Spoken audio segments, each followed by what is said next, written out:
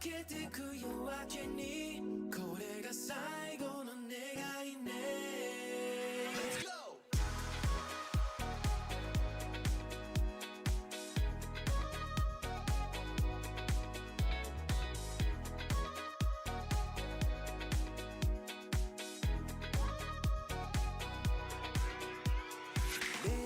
絡む肌踊る影揺れるステップ流されるままにはにかむ横顔に遠くで響く鼓動探すほど見失い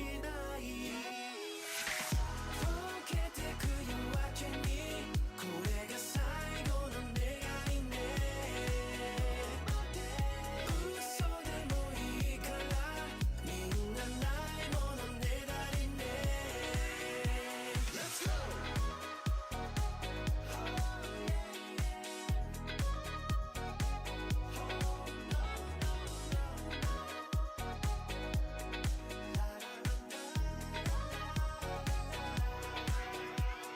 寂しげな言葉をつぶやく唇を音色と混ぜ合わせて消えてく人の波預ける指先に儚く揺れる光溶けてく夜明けにこれが最後の願いね。嘘でもいいからみんなないものねだりね。失われた声街に飲まれて霞んでいく笑顔遠くになる瞳曖昧な距離さえ甘くてほんの少しでもこの夜に酔わせて溶けてく夜明けにこれが最後の願いね。嘘でもいいからみんなないものねだりね。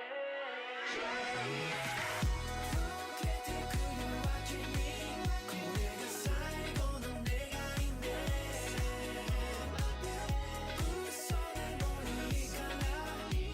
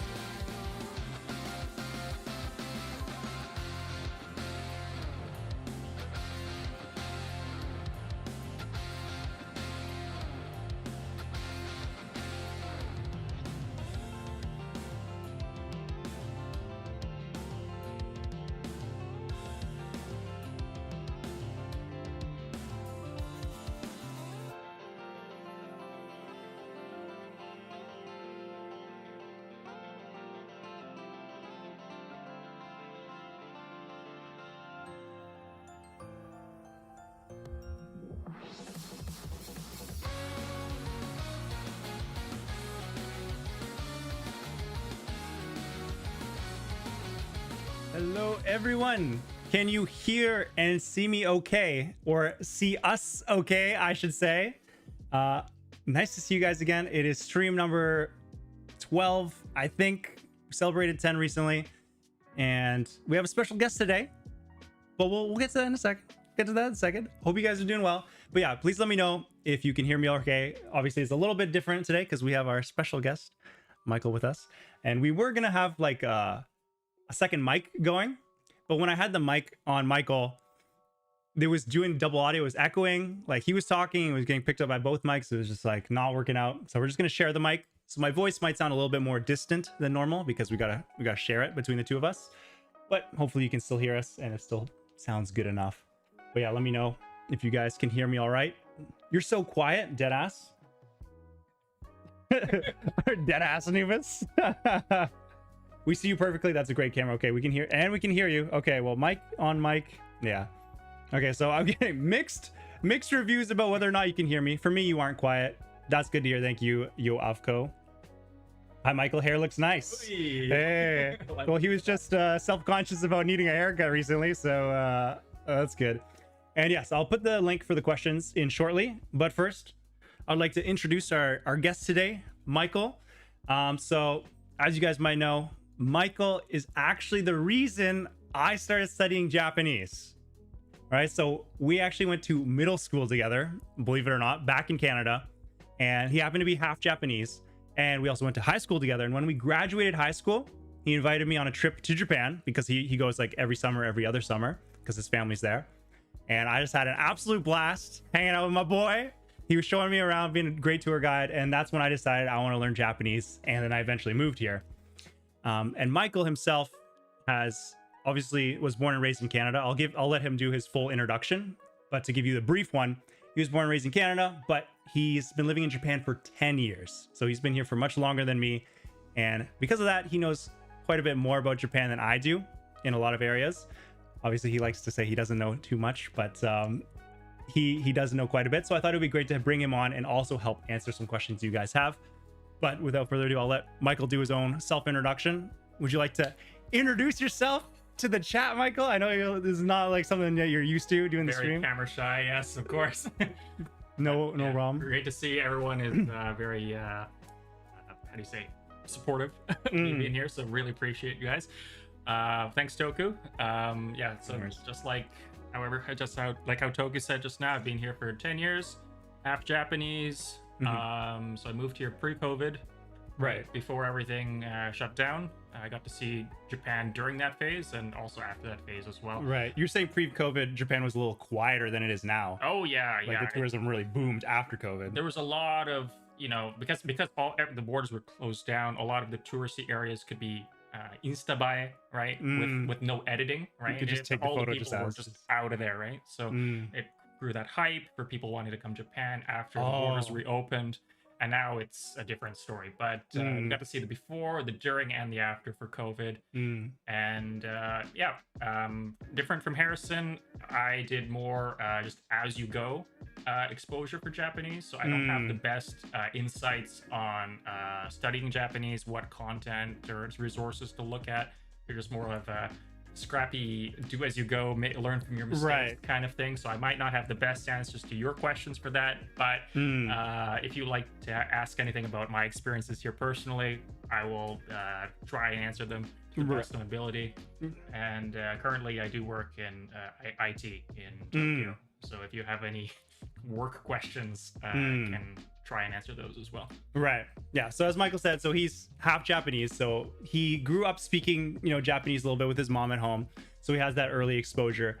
But he was saying he's not perfectly fluent by any means, but like it was a good first exposure. And then, he didn't, officially study technically. He just kind of moved to Japan with, good Japanese. And then from there, just kind of practically built up his skill set from my understanding. So yeah, he has more like hands-on approach than me, which is like more like actually doing like the rote studying. So I can maybe explain some like language questions, like why things work a certain way better, in Japanese as an English speaker, whereas he's got like a more natural feel for the language. So he's better for those questions. And like he said, like he's been here much longer than me. He's in industry in Tokyo in IT. So if you have any work-related questions, he's your guy. So without further ado, I'll put the link. So your Japanese questions here in the chat. I think that should be the right link. Yeah, that is the right link. So I'll post that, and then we pin that message. And then we also, boom, boom. And then you can also read the QR code on the screen. So yeah. Is that right? Yeah, that's just the pin message. I thought it sent twice. So yeah. So feel free to ask your questions through the pin message in the chat or read the QR code on the screen. So normally we do the first hour being Japanese language, second hour being life in Japan. But I'm feeling like we have a guest on today, and honestly, just ask whatever questions you have related to either Japanese language or life in Japan. And we'll just kind of go with the flow from there. I feel like maybe life in Japan questions might be a little bit more fruitful in terms of like Michael's level of expertise. Obviously, his Japanese language ability is very high and higher than me, but I think his explanations are really good in terms of life in Japan and just knowledge about Japan. So maybe those ones might be a little bit better, but I'll leave it to you guys.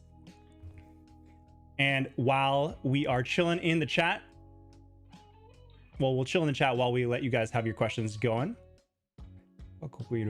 Oh, what is up, Jiru? Nice to see you in the chat as well. Koshi as well. Jiru.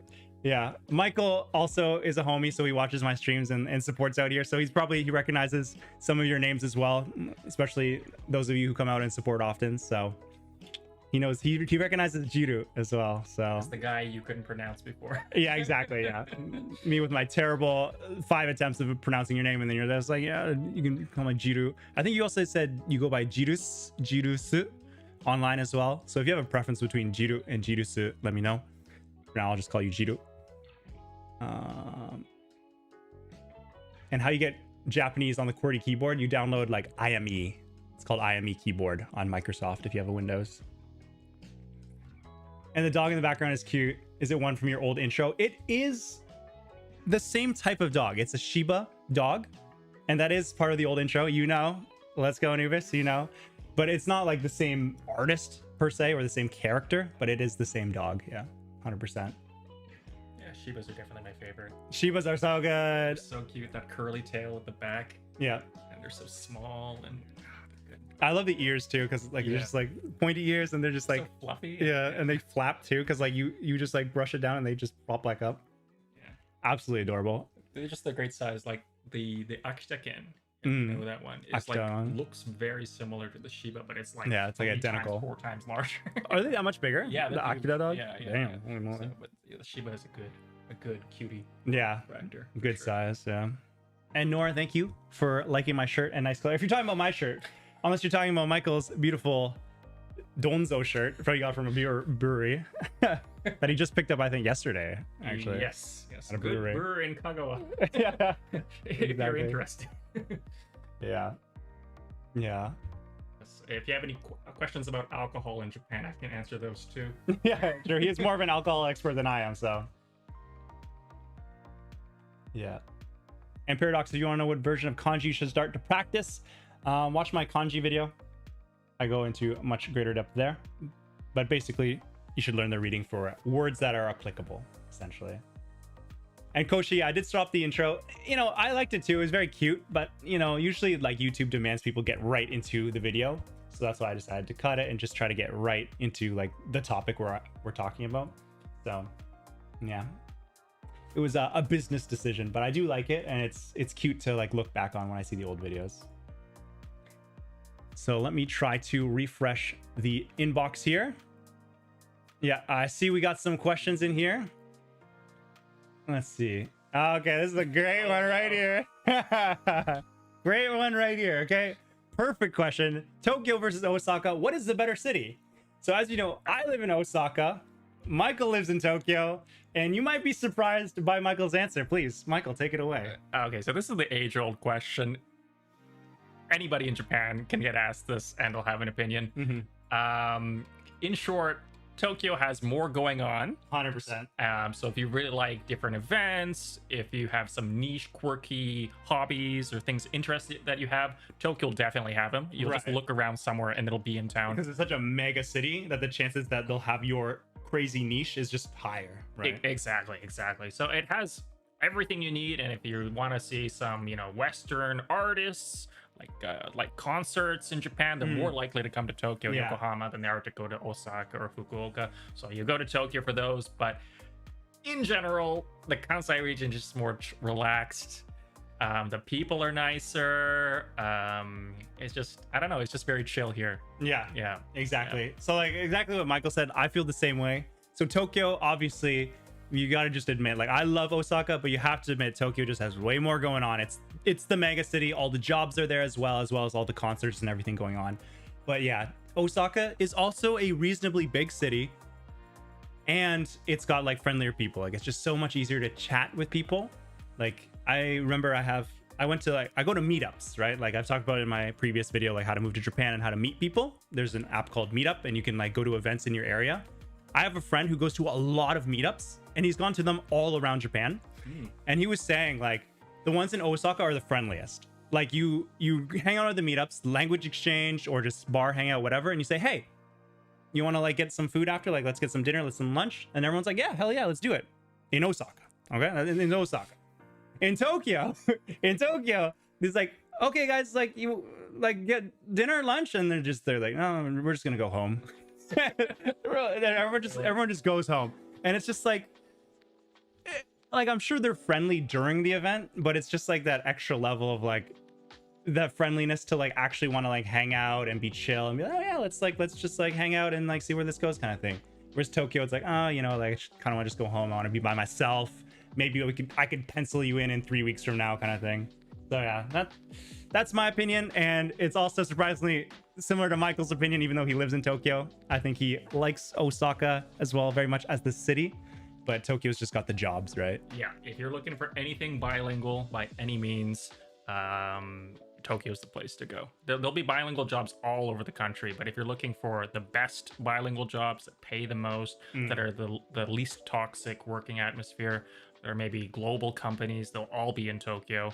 To an extent, there'll be some in maybe Fukuoka, Osaka, but most of them will be in Tokyo. So you'll have the best fighting chance. I mean, there'll be a lot of competition, Sure.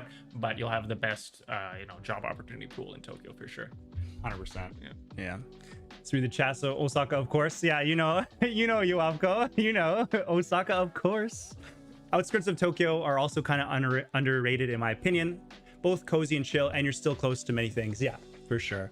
And that's kind of what a lot of people tend to do, because living in Tokyo, like the central of Tokyo is very expensive and of course busy. So a lot of people tend to live further out where it's a little bit cheaper to live and then just commute in. So you kind of get a bit of best of both worlds where it's a little bit quieter, but you're still very close to the mega city.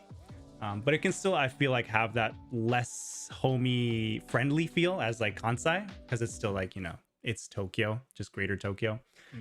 But it is what a lot of people do, and there's obviously some great places to live in the Tokyo region. Yeah, you just have to pick your neighborhood, right? So there's a lot of opportunities, like not even on the outskirts of Tokyo, but like just barely Giri in Chiba or Saitama, right? Like not even in Tokyo, but like barely just on the next prefecture over.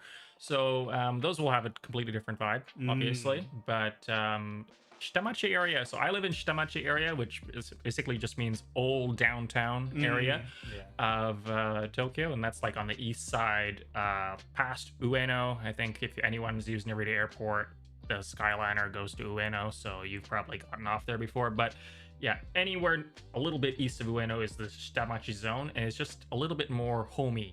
And I quite like this atmosphere. It's less cold as the central area of Tokyo. There's not that many high-rise buildings. Everyone just wants to get a drink and talk to you. And that's what I quite like about that side of town. But if you're not a drinker, then it's not for you. True. Yeah. That is also fair. Like, you can't just look at the city as a whole all the time. There's also like different like nuances inside the city. And yeah, the more developed high-rise building areas are going to be more business-like, more cold in that sense, whereas Shitamachi or like the old downtown, a little rougher, but like friendlier, and like, yeah, just get a nice cheap drink and everyone's like more chill to talk even in Tokyo. Yeah, that's a good nuanced answer.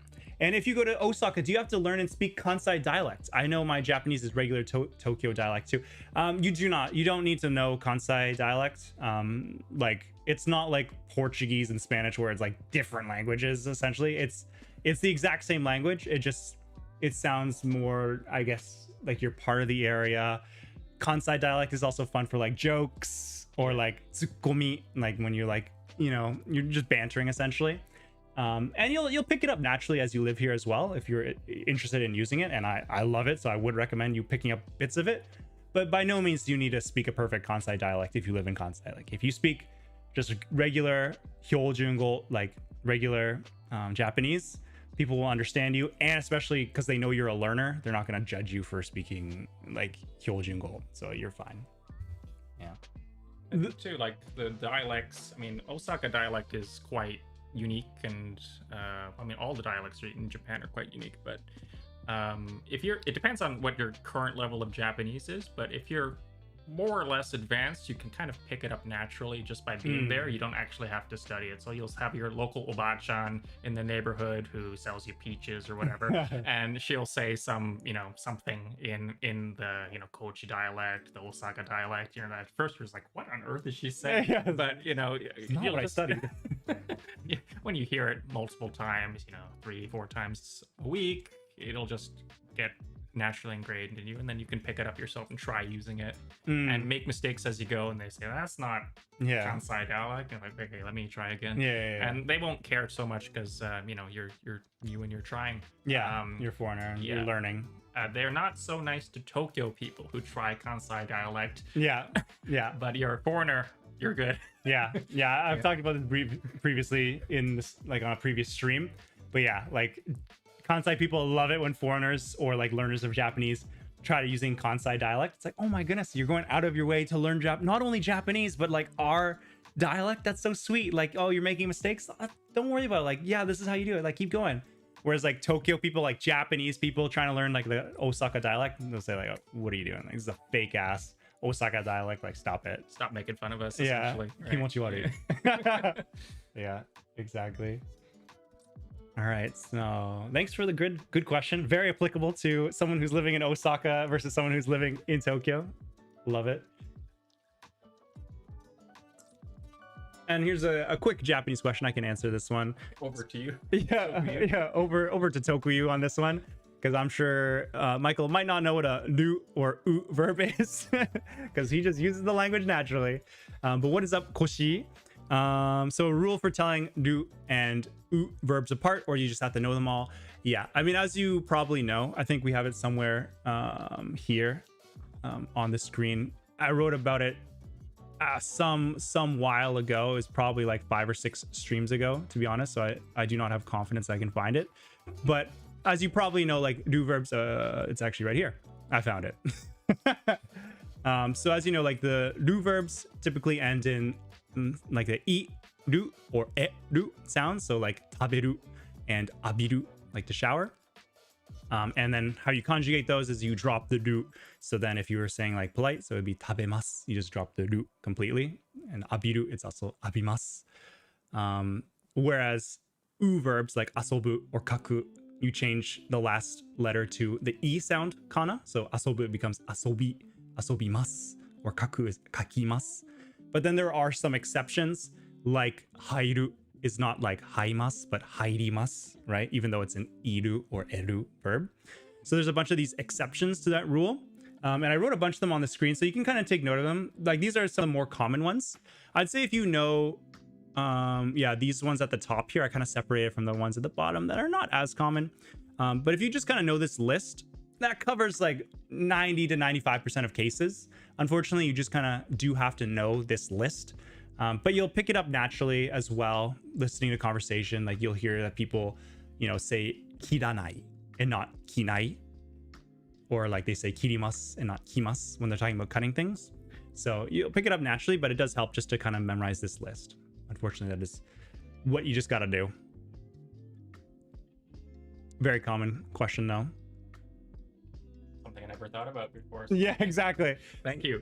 Yeah. So, again, this is like, so Michael like just speaks it more naturally. So he has his Japanese sounds much more natural than me, and his listening skills are better as well. And if you have questions about what sounds natural in Japanese, or like like what's a good way to express this feeling in Japanese, he's much better suited to answering those questions.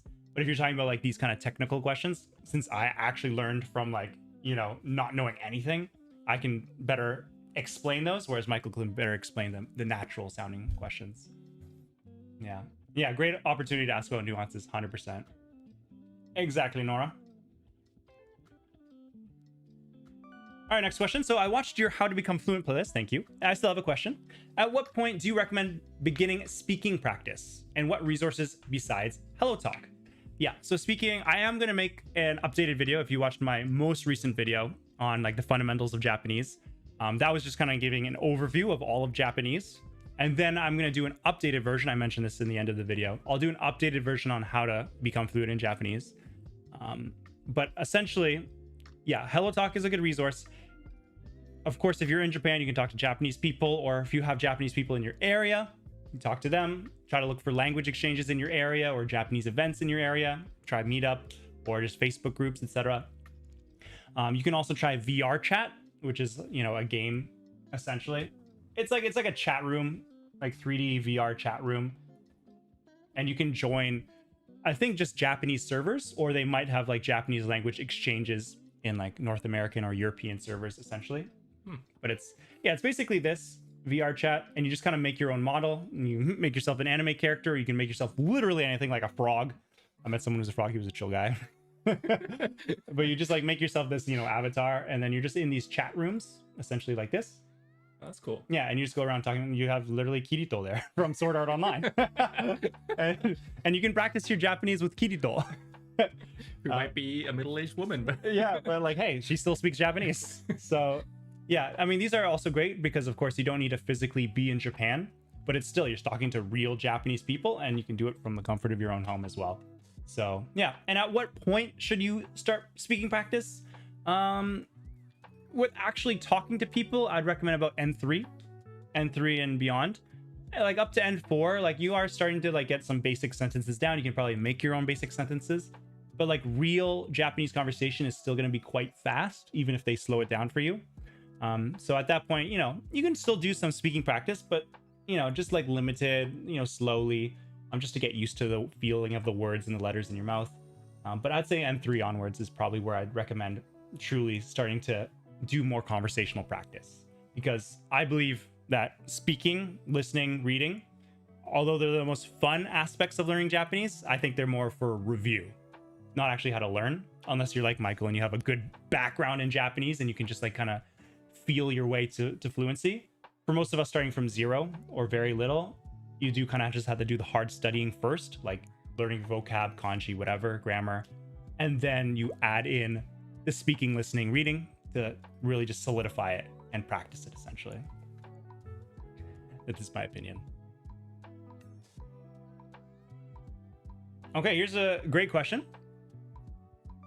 This one is also for Michael. Although before I do that, I just see some comments in the chat. Marshall Dayrock, hello from home. Hello, Marshall Dayrock. You remember Derek, right? Which way? Wait a minute. You remember Derek? I know you do. Just a Chinese New Year event. Oh wow. Yeah, that's our boy in the chat. Wow. Don't mean to dox you, hopefully. Welcome. Don't mean to dox you like that, but we won't say anything else. But yeah, hello from home. So wow. yeah, Wow. So Marshall Dayrock is a huge, he's a homie from day one. I think he's like one of my first members as well, and when I started the membership system as well. So he's always been out here supporting. So hello, Marshall Dayrock. Thank you for dropping by. Oh. Anubis, yeah, VR chat is good for speaking. Glad to hear that you have a good experience. And then JQ as well, really recommend VR chat. I've been using it for 7 years, practicing speaking and listening, and often get people to tell me I sound like native now. That's great. Yeah. No, VR chat's amazing because you don't even need to leave your house, and you don't need to be in Japan, but you have access to so many Japanese people. It's really just like, you know, imadoki. It's the now generation that you can do that you couldn't do like 30 years ago. That not like Michael sounded so spiteful. Not being busted growing up with Japanese, I felt that. Yeah, exactly. Not like Michael, was us scrubs who have to learn from kanji and the vocab sheets.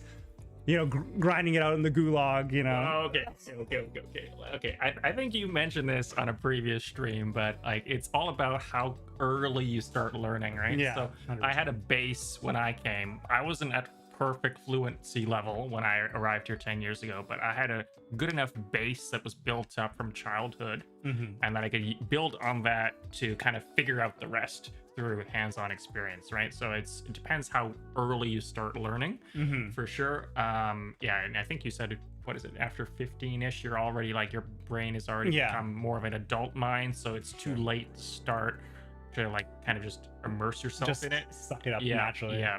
So you do need to do the hard studying. Yeah. And actually, in my case, I don't want to go too personal, but I really hate studying.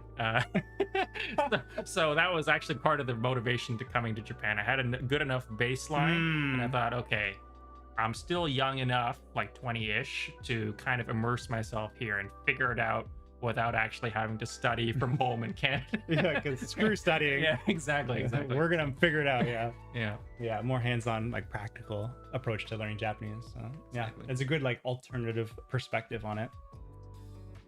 Yeah. And Marshall Dayrock, just read this comment before we actually move on to the question here. So one thing that helped me get off the ground was using Chat GPT voice mode to do back and forth Q&A scenarios. Yeah, I mean, Chat GPT, a lot of people are using AI nowadays to like practice speaking, and I think it can be a good way to like do like low pressure, ways of just practicing, like feeling the words out as well, like in your mouth, like really getting your like tongue and your like mouth to get used to saying these Japanese letters essentially.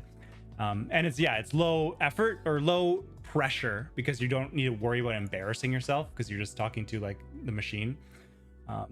So I think it's a good resource to use as well, but I wouldn't rely too much on it in the long term because Chat GPT or other AI are still not perfect, so there are some unnatural words or pronunciations that they do say. So you wouldn't want to pick up those bad habits per se, but it can be a good low pressure way to just get off the ground, as you said. So it also depends on the AI tool you use. So like at work, the only one that's approved is Copilot, and everyone says how terrible the the language tool, the translation function in Copilot is. So true.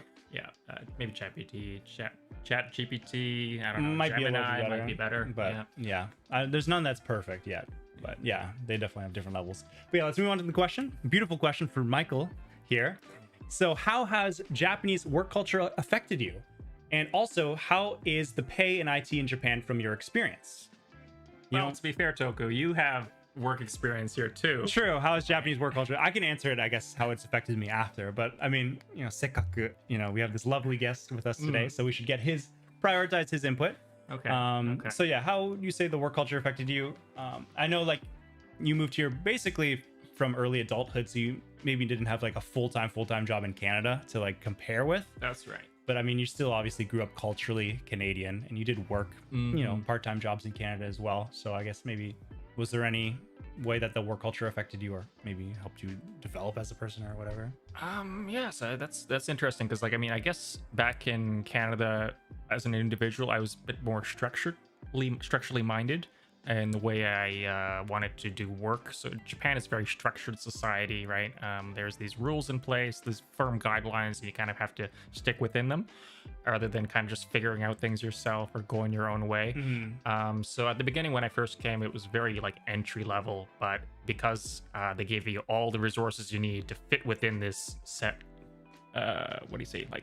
parameters, these boxes, it was quite easy to adapt and get used to it. But then again, I mean, you can't really compare Japan against other countries because the cost of living is different, etc. But Japan, just pure dollar to yen, Canadian dollar to yen, Japanese yen comparison, it seemed like I was getting underpaid for everything I was doing, right? So I lived originally in Shikoku, which is a smaller, it's not that small, but it's a minor. Pretty small. Well, it's the smallest of the 4 major islands in Japan, but it's one of the 4 major islands, so it's a pretty big.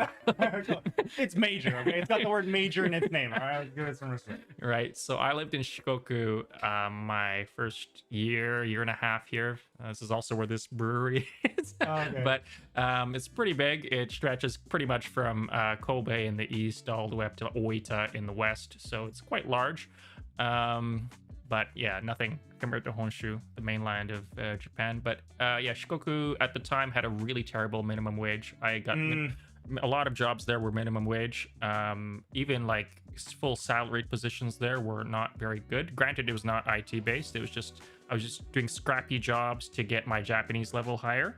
So I was in hospitality and tourism, hotel work, that kind of stuff, restaurant work. Yeah. You could practice a lot of speaking and, over the phone, because there's no nuances of body language. So it's just understanding and then trying to relay your message back. So Pure language. So it was good for me to build up from there, but yeah, the pay was so awful. Like I got in Canada, I had something called a student minimum wage, which is less than the adult minimum wage. Oh, really? Right. And I think it was, what was it, like $9.60?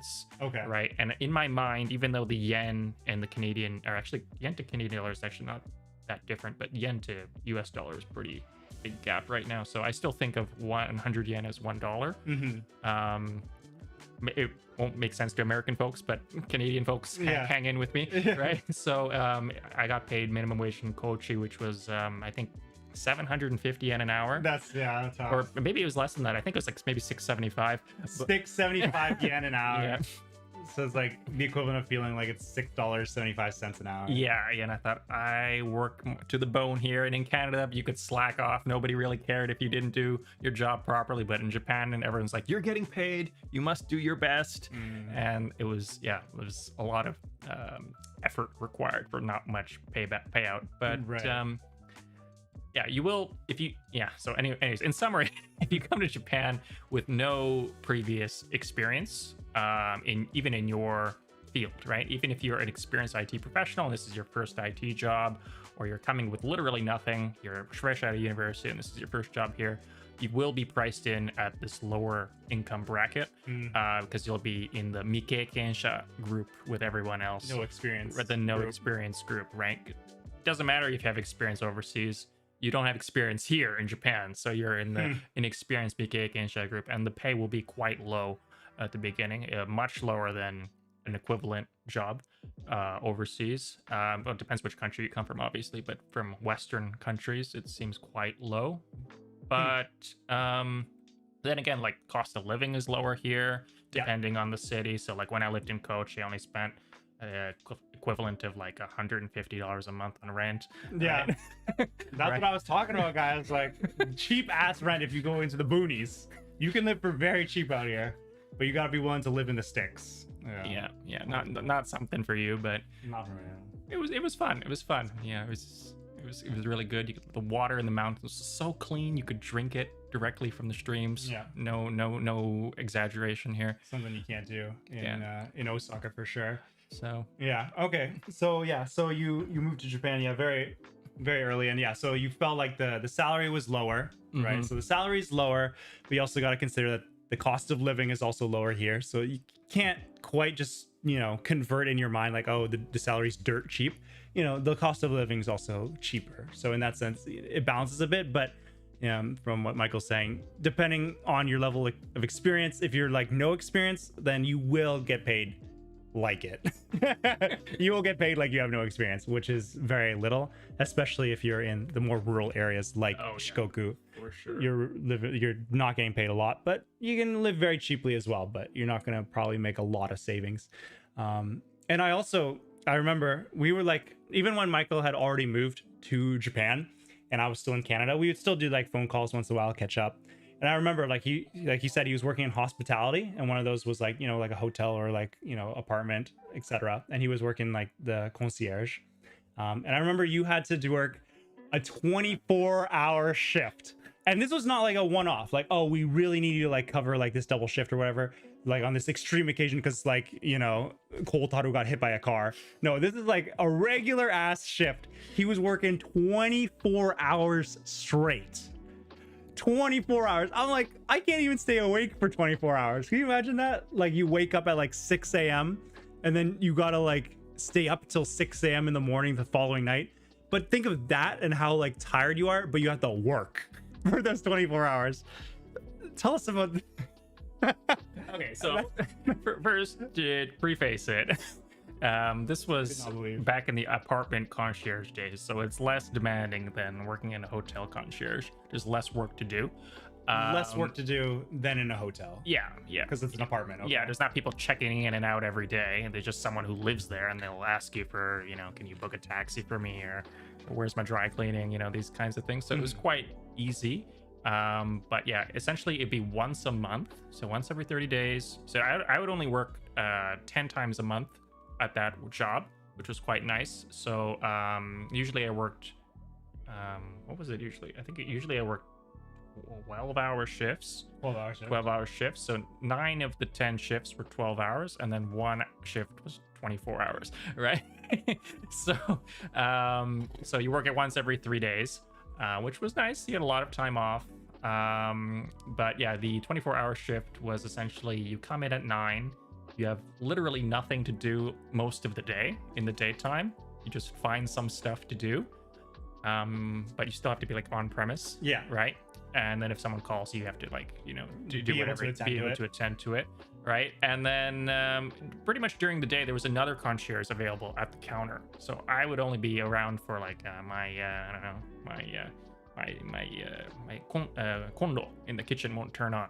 Right? Oh, okay. So like, Right. yeah, people have like little mini emergencies. Mini that emergencies. you need to tend to. Yeah, so I'd go into rooms and like there'd be different really weird requests. Like some celebrities would be like, oh, I can't figure out how to turn on my elliptical. And Oh, you had celebrities living in the building? Yeah. That's Right. cool. It was a little perk, a little bonus. Right. A little bit of, silver lining for the 24-hour shift. Right, and you'd go in and you'd help them out, right? But yeah, you'd essentially just be, reserving your energy for the long shift ahead, and in the evening, the day shift person would go home, and you'd just be behind the counter at the concierge for the rest of the night. But there'd be nothing really much to do there either, so you could just study or do whatever you just have to be attending, but you don't need to necessarily be like working. Exactly. on your feet. Exactly. So this one here,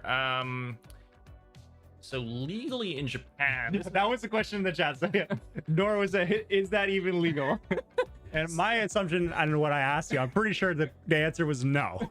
They're not legal. But let's let Michael give us the answer. okay, so typically these shifts that are quite long. So my concierge job was kind of interesting because it's technically partially on-site security, partially on-site maintenance, and partial on-site concierge. But on-site security usually has something called kamin jikan built into the shift. So kamin It's like a nap? It's like a nap, exactly. So it's like you get paid, it's separate from your actual break time, and you're expected to take a nap somewhere on site during your kamin jikan. And usually these hotel overnight shifts or these security type jobs will give you maybe like 2 or 3 kamin jikan in the whole shift. Like a 2 or 3 hour. No, 2 or 3 separate kamin jikans. Okay. But it wouldn't be long. Like you wouldn't get one long sleeping period. How long would one sleeping period be? It would depend on the company, but between 2 and 4 hours, right? Okay, times 3. Yeah. Well, if it's a shorter one, you'll get 3 of them. But if it's a longer one, maybe you'll only get 2, kind of thing, right? Okay. And then separate to that, legally in Japan, this is the crazy part. Oh boy. If you work more than 6 hours in Japan, I think you're legally entitled to a 1 hour break, right? So if you only work a half day, which is like 4 hours, you don't actually get a break, right? Which makes sense. You have to earn this. Yeah. But I think in Canada, it scales depending on how many hours you work in total, and it goes up and up and up. But in Japan, it maxes out at 1. Right? You got your hour, bro. You're good. 24 hours. Here's your one. Here's your 1 hour break. So here's the thing. Because 24 hours, you're not working from midnight to midnight. You're working from like 9 a.m. to the following morning, 9 a.m. Don't tell me it counts as 2 days. It counts as 2 days. So you get 2 hours. You get 1 hour until midnight the first day, and then after midnight, you have another hour break, right? Oh my god. Right. What a swindle. So the odd thing about my concierge job is that there was no kamin jikan, which is quite standard in industry. I think So- gonna give you the nap time. So I only had these 2 hours to deal with, and I had to stay on premise. So, so I couldn't leave to buy anything at the konbini or anything like that. Oh my But you know, God. I just had to bring everything with me in advance and just be on site in the building. So the goal is you're alone at night at the front desk. You just kind of have to be alone there. You can pull out for an hour to take maybe a quick break during that nighttime period. Yeah. But in the daytime, you're trying to do as little work as possible to reserve your energy for the nighttime. Yeah. Yeah, yeah. Holy moly. But let me tell you, so I worked in hotel before that. So hotel concierge, hotel front desk, you know, cleaning rooms, different hotel type jobs, hotel restaurant.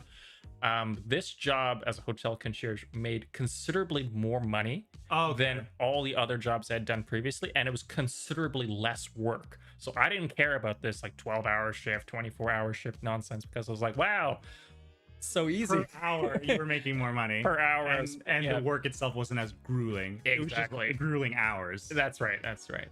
So Damn. Holy moly. So, they didn't even give you the nap time. Like, first of all, a 24-hour shift being legal in general is absurd. Even with like the nap times, the 2 to 4 hour nap times times 3, typically. But then no nap time, and you just get your 1 hour break per day, which is your 24 hours, so you get 2. Oh my god. Oh yeah, in the daytime there'd be more staff around, so it would just be like, okay, you're in a mansion, like you're a mansion concierge. Mansion is not actually a mansion. I'm sure you guys are aware, but it's just a nicer apartment that's made out of concrete and typically is more than 4 stories, right? So I worked in a 23-story mansion, so it was a bit of a premium one, and there was like, I think, like what, 200 units in the building, but not all of them are leased out. Some of them are available for rent still, right? And you know, as part of my maintenance job, I had to make sure that, you know, all the water traps didn't like run low, otherwise it would smell like sewage in the room. And you know, make sure that all the electricity still works and the rooms are kept clean between you know, real estate house room viewings and stuff like that. But you know, I could just pretend I was checking in the room and just, you know, go into the room and just Oh, this is a nice spaced out. bed. Let me just quality check this bed real quick. I got 17 more fucking hours. Okay. These are unfurnished. Oh, okay. Well, no bed. Rip. Yeah. Well, there's your answer. So that's the case of a 24-hour shift in Japan. Oh my god, that is buraku. That is the primary example of what they call a black company in Japan. It wasn't that bad. And he says it's not that bad. He truly is Japanese out here. Okay, if you compare with the previous concierge hotel work I did, it was like a 4-star hotel in one of the touristy regions of Japan. I thought, okay, they have good customer service, right? They have good reviews. They must treat their staff well. Not the case. Yeah, Not the absolutely case. Not the case. Not the they're case. just stricter on their staff to make sure the Exactly. customer service is amazing. Exactly. So I mean, at the time, I won't say the value, but like, I was promised a certain number of yen. Why not? There's no NDA anymore. Let's say let's say the value. So like, I came from Kochi originally, and Kochi, the pay, I think it's gone up over the past 10 years, but at the time it was quite standard work in a hotel to get paid only maybe 16,000 per month, which is So, crazy cheap. 1,600 Canadian dollars roughly Yeah. per month for a full-time job. Yeah. So like your yearly salary would maybe be 20,000 Canadian dollars. Yeah, it was not good. And then I thought, okay, let's go to Hakone, which is, you know, a touristy region close to Tokyo. There's a lot of customers out there.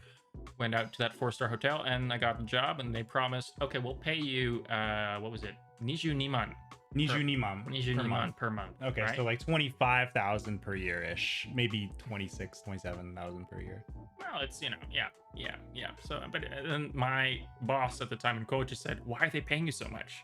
This is crazy. I can't believe there must be some strings attached." How can they pay you such luxury levels of salary? Almost 30,000 Canadian dollars a year. And then actually when I joined, there was actually a stipulation, a clause in the contract that said, until you're ichinimae. So like you can work for yourself. You're like proper employee. Of You're the like company. a full-time employee who can like handle one full person's workload. Yeah. Essentially. Yeah. So it says 3 months, training period, salary of 15万5,000 yen. Right. So similar to what you were doing Similar before. what I was making before. Yeah. And they're supposed to end after 3 months. Yeah. Right. And I thought, okay, well, still, it's only supposed to be 3 months, and we'll learn more stuff over there, which I did. I did learn more stuff. Learned how corrupt some systems can be. I had a lot of life experience, like how shitty that job was. And lo and behold, after 3 months, the pay didn't go up. Payday comes around the 4th month onwards, it's the same as before. And I said, what gives? And they said, Michael, you actually have to show that you're ichinimae after 3 months, and you're clearly not ichinimae yet. And I was like, okay, well, I think I can do everything that pretty much everybody else can do. Yeah. How much do I need to do more, right? And they didn't give really a clear guideline there. Just like, you just aren't doing enough.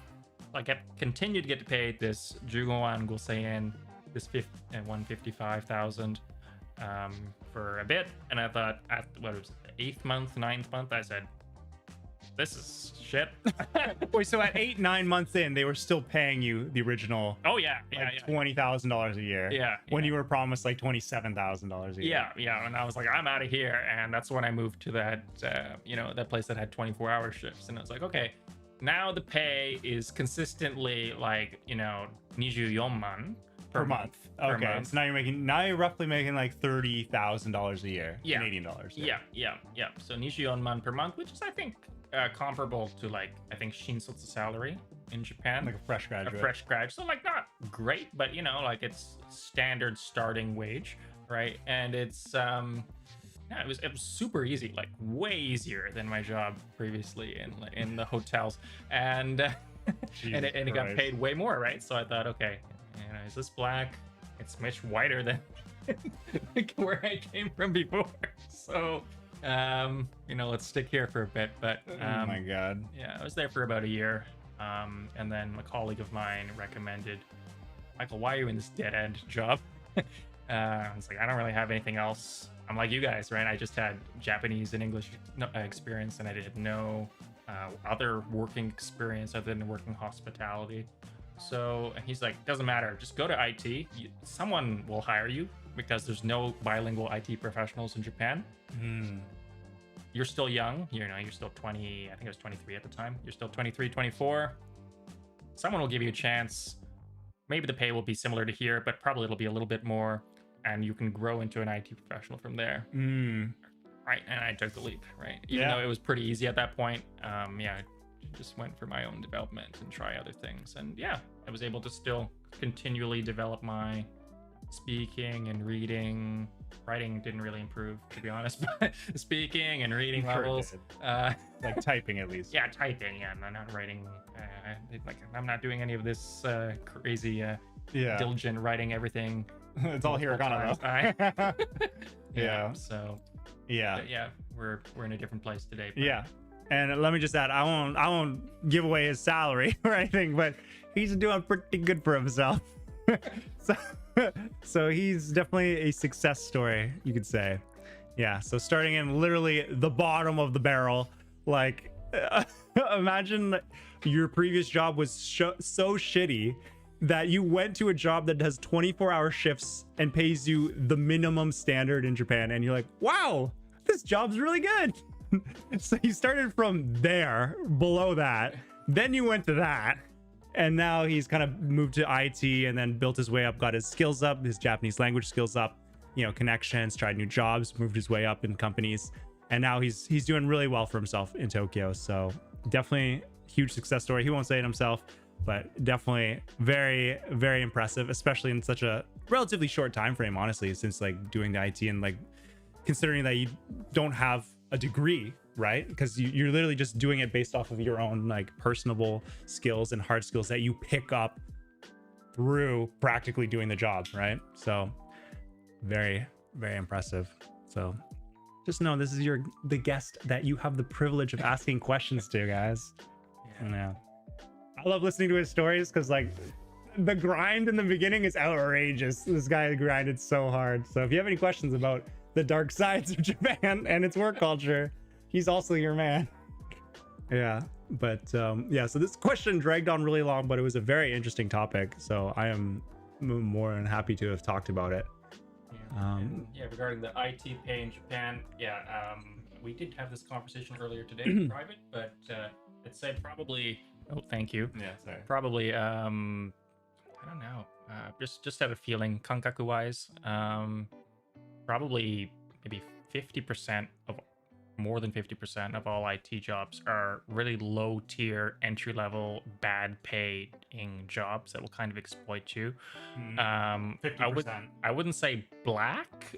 They might be white, but you won't have much growth, right? You won't learn anything new. So IT keeps evolving, but you won't learn anything new while you're at that company, right? So you'll just end up being behind the longer you stay, and it'll prevent you from doing the proper tenshoku, the proper job changes to better opportunities in the future. So you want to avoid these at all costs.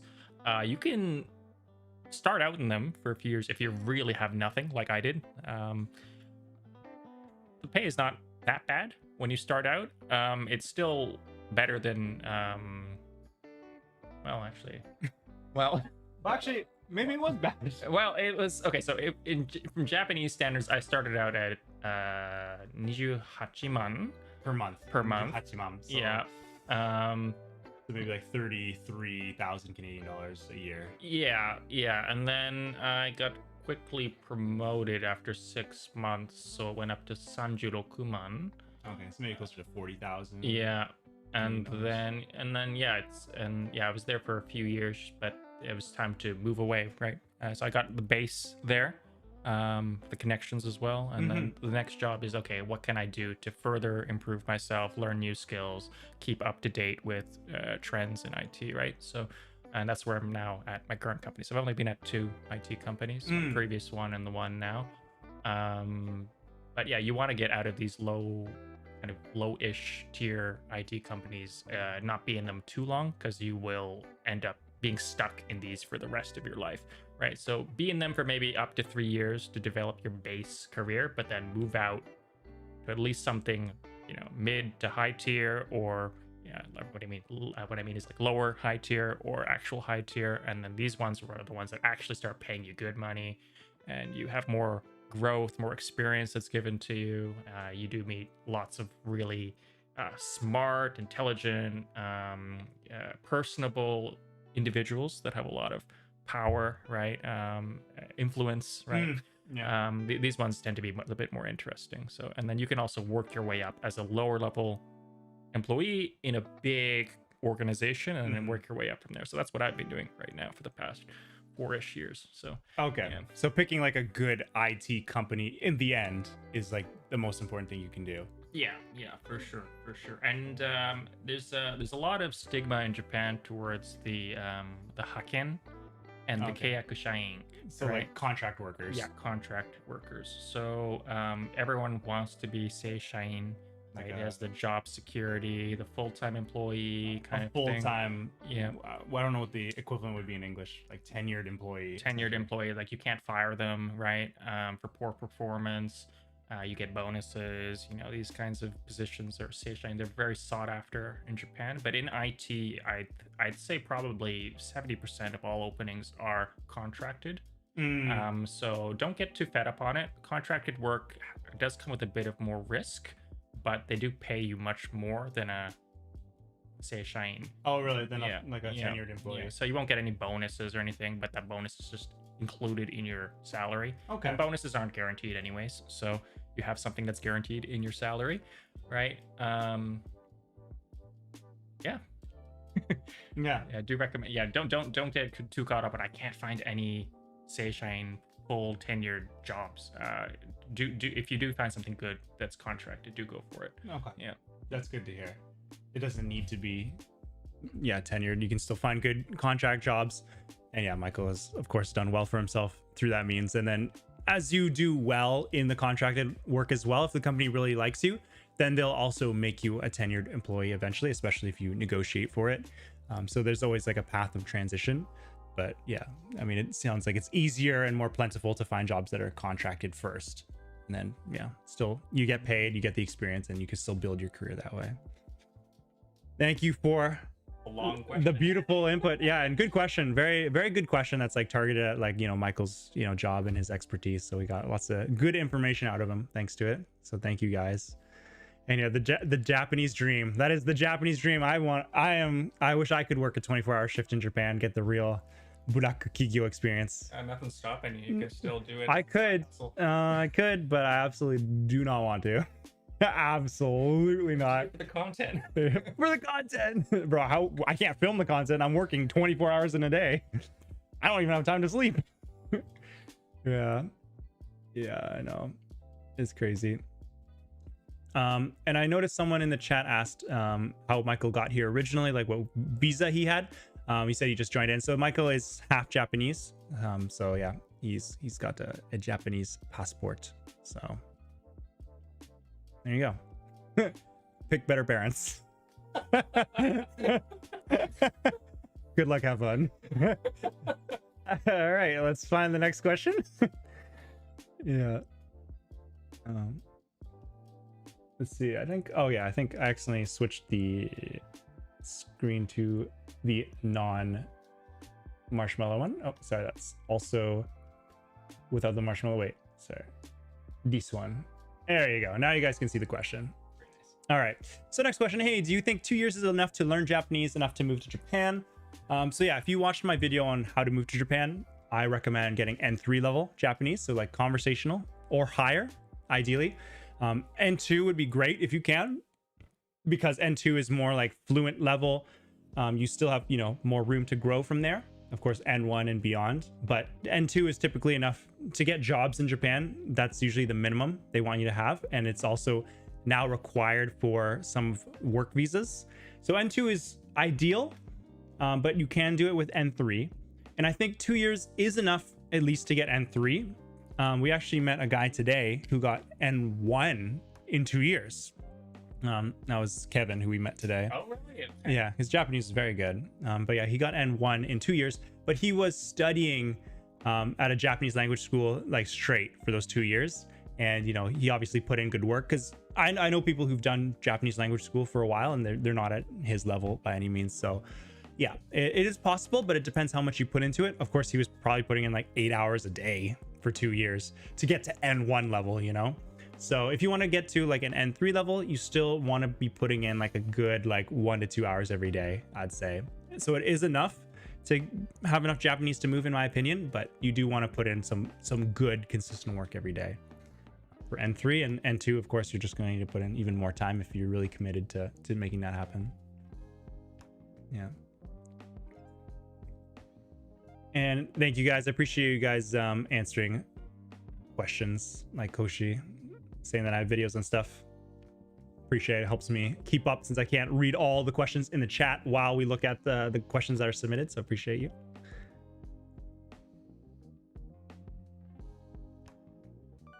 All right, let's take a look at this question. I think I just need to expand the box a little bit.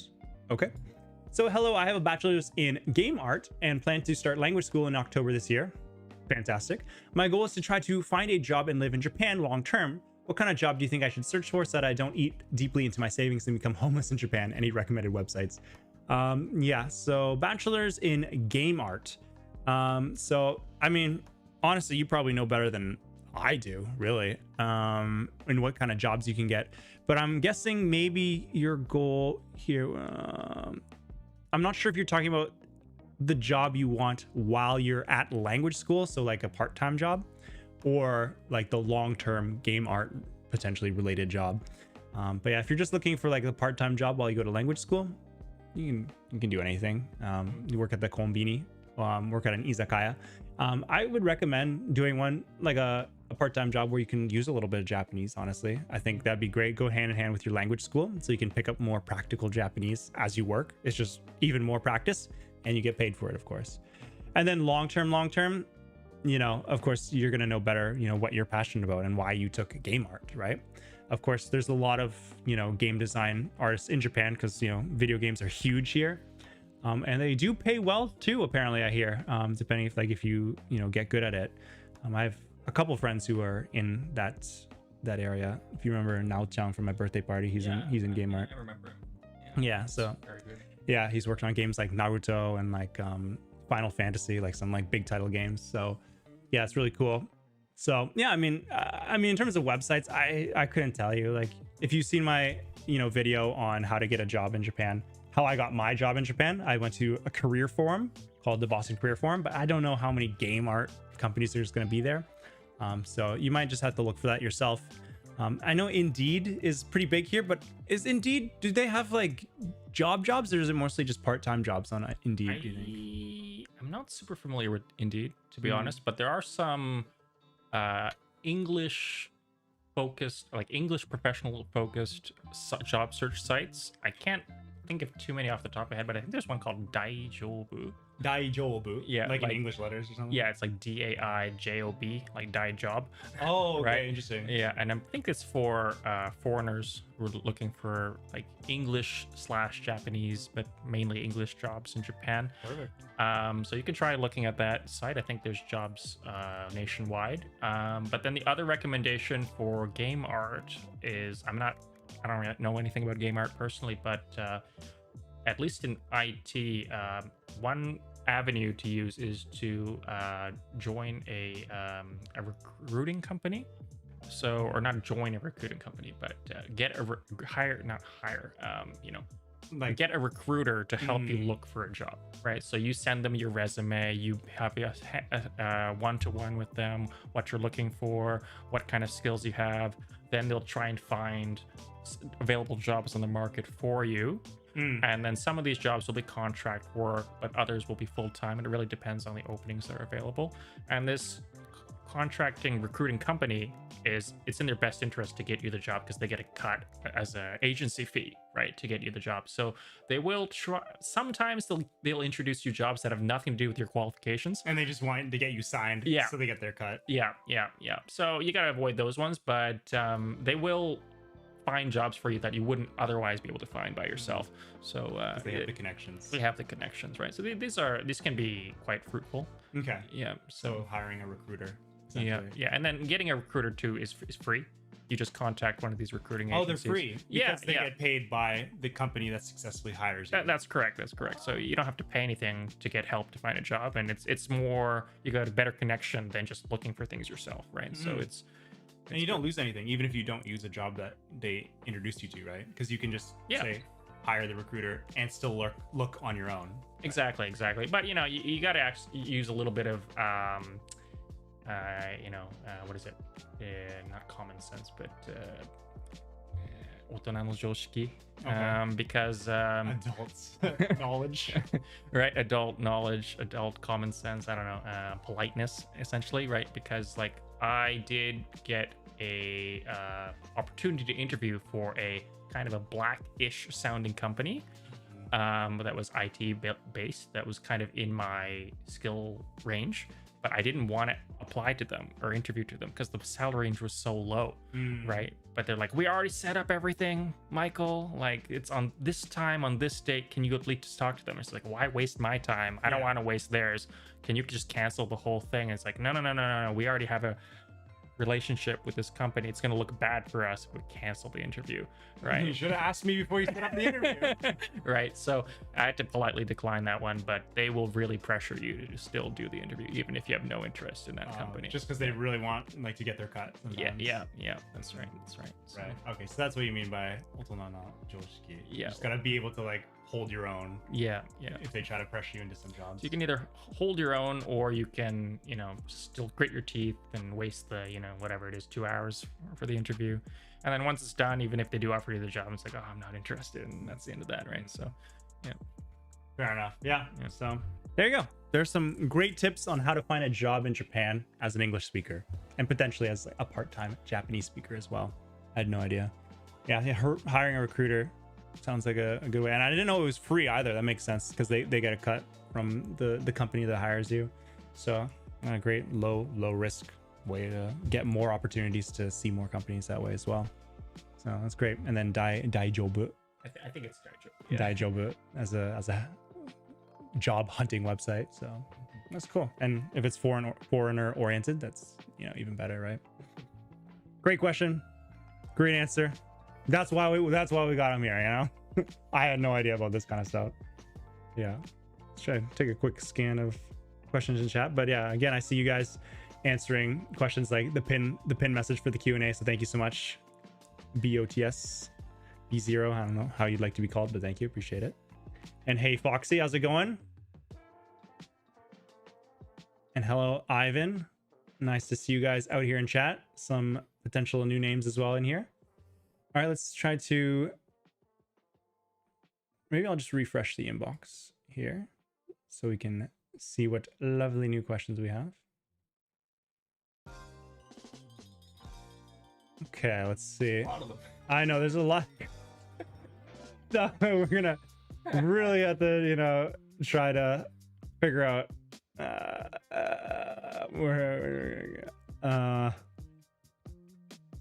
let's see. Yeah, okay. So I'm trying to find a good question for Michael, since, you know, he's no. He's on the channel Please ask once in a while as the well. Japanese questions that I don't have the answers to. You need Tokuyuu to do some talking as well. Yeah, well, I mean, I talk all the time, but we can take a quick look at this Japanese question. So what books are best for self-study? I get distracted when I study and I feel like I need a plan or book with a plan. Yeah, so again, I'm gonna remake a, you know, how to become fluent in Japanese video, and I'll go over like my recommended textbooks if that is the path you want to choose.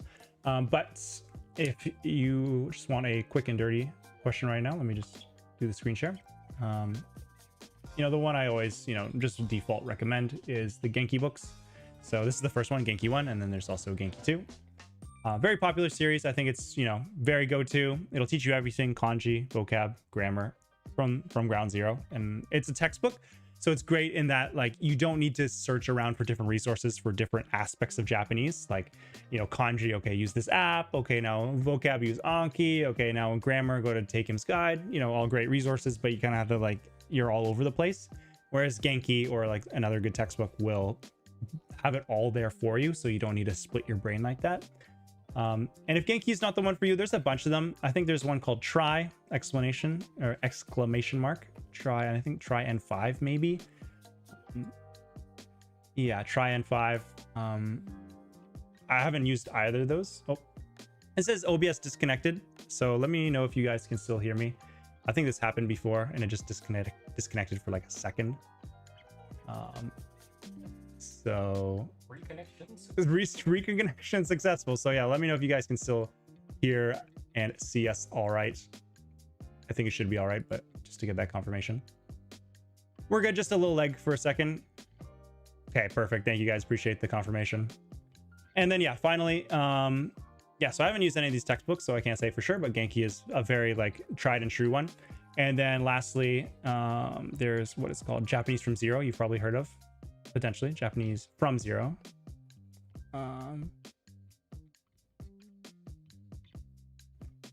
There it is. And this one is a good book if you want like a really easy, like, you know, low bar to get into Japanese. Like it'll hold your hand the whole way through. Like you won't even be expected to learn the hiragana off the bat. Like it'll introduce hiragana throughout the chapters, and okay, it'll be like, okay, learn a, I, u, e, o, and then it'll write everything, like all the example sentences in romaji, so in the English letters, except for a, I, u, e, o, which you should know in hiragana, and they'll just ease in like then kakiku keko, and then those ones will be in hiragana, but the rest will still be in like the English letters, the romaji. So it'll like very slowly ease you into it. It's a bit jarring because you have to like read words that are a combination of romaji and hiragana. It's kind of strange. But if you really want like a very low barrier entry to start learning Japanese, I think this is probably the best one for that. So yeah, maybe they all have free trials that you can use. If you look for their like ebooks online, they'll always have like sample pages, and usually like the first chapter is free that you can just go through on the website, and you can just see which one works for you. So There you go. And thank you everyone for the confirmation that you can hear me. Really appreciate it. Yeah. And yes, Koshi just finished Genki 1. Super proud of myself. Yes, I remember you mentioned that before as well. Congratulations. That's amazing that you stuck to it and went all the way through. Finished the textbook. Maybe if you have any opinions on the textbook and if you felt like it was helpful, definitely let us know in the chat. And this lovely viewer who asked this question might get a nice personal experience of how you felt about the book as well. And I'm just saying Japanese and watch your videos. It was so helpful. Thank you so much, Alvin. Glad my videos could help out. And let's see if we can find another question here. A nice long one. I don't know if you guys can see this. Here, let me switch back to this one. Actually, that's the wrong one. Should be this one. Yeah. Okay. Now you guys can see us. Okay. Nice long question. Would you consider making a travel guide, travel itinerary video, either for all of Japan or perhaps Tokyo or even Osaka, since you're from there? Though it would be great for the end of your holiday season in November, December. There's a lot of information from other YouTubers on the internet, but I was curious about your perspective, recommendations for experiences in Japan. I think you might have great spots, location, or food, especially for Osaka, being the expert over there. You know it. You know it. And I understand if it's not exactly your thing, though. Yeah, so I was actually thinking about doing a travel video or how to travel in Japan video. Yeah, it's in my notes for like to make in the future. It's not the next video on the list though. But I do want to make a video. All of Japan is kind of crazy. Like there are so many good spots in Japan, like hidden gems. There's 47 prefectures and they're all great and they have their own uniquenesses. So like to make a whole video on like all the places in Japan is like, it will be like a 12 video if I could do it succinctly. So there's no way I could do that. Yeah, maybe like a Osaka guide, since I'm more from Osaka. I could maybe do a video like that, or just like a very general like how to travel in Japan, like how you could say pick out places for yourself that you want to go to, maybe like recommend some sites or some like how to set up a good itinerary, even though honestly Michael's probably better at setting up itineraries. He set up our itinerary when we went there as 18-year-olds. But yeah, maybe I could make a video like that just to like as a guide on how to get your own travel going, and then I don't need to cover all of Japan. But that is something I'm considering doing in the future, so glad that there is some demand for it and that's something you'd like to see. And I don't know if I'll be able to make it by end of this year, but hopefully yeah, maybe sometime next year, in the near future, then it's ready when you make your trip to Japan. Let's see here. All right, so this is an interesting question. So would it be easier if I learned Japanese for 2 years in the USA, or if I moved to Japan earlier and started learning Japanese in Japan? Also, would this make moving there harder if I didn't learn Japanese for 2 years in the USA? Great question. That's actually like, I really like how you phrase this one, because it's like you're given the same time frame, right? So it's like, should you learn Japanese for 2 years in your own country first, or use those 2 years to just move to Japan and learn it from there, right? Like what's more efficient of your time? It depends. I'd say it depends. I'm sure Michael will have his own like perspective and opinion, so we can ask him afterwards. I'll go first. I think it depends on your situation. I think if you can afford to, honestly, like just right off the bat, like say if you're Mr. Moneybags and you can just go to a Japanese language school for 2 years, like what Kevin did, like we were just talking about today.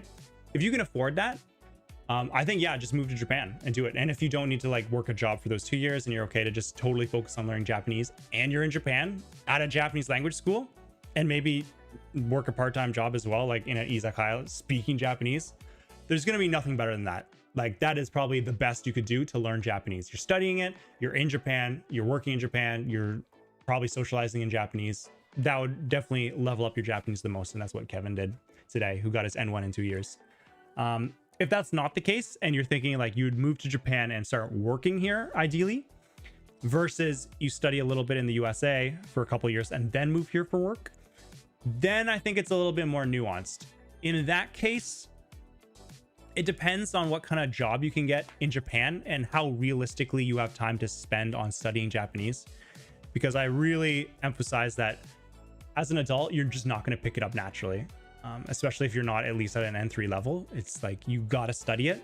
So if you move to Japan and you don't have a foundation of Japanese, like you're going to have to study it hard, even if you're in Japan. You're not going to magically pick it up. And it will be harder to find jobs because you only speak English. So, you know, I would typically recommend learning maybe Japanese for the 2 years while you're in the USA. That's what I would lean towards if you can't afford like a language school.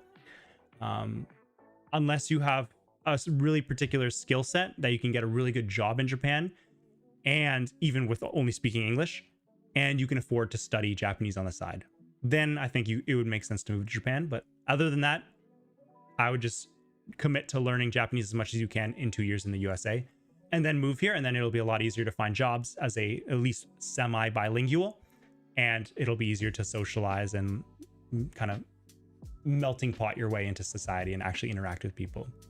But what are your thoughts, Michael? I know you hate studying and you would probably prefer the approach of just go to Japan and like, you know, pick it up as you go. Well, okay, so I more or less agree with you. More or less as in 100% agree with you. Right? So it all depends on your situation. Obviously, I mean, you will require a lot of dedication, time studying the Japanese, whether it's within Japan or in the US.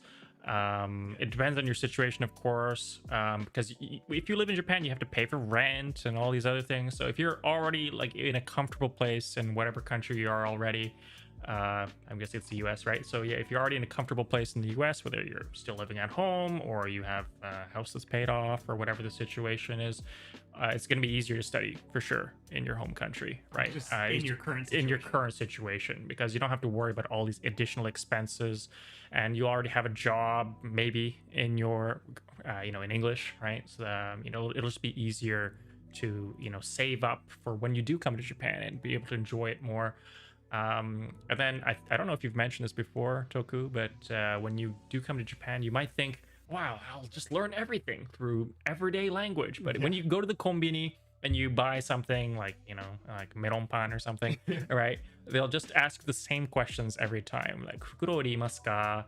And, 120 yen desu, oshiarai wa dou saremasu ka? Like these, like you're not learning any Japanese from this interaction, right? Like you're learning these, like how to listen to these really specific questions every time.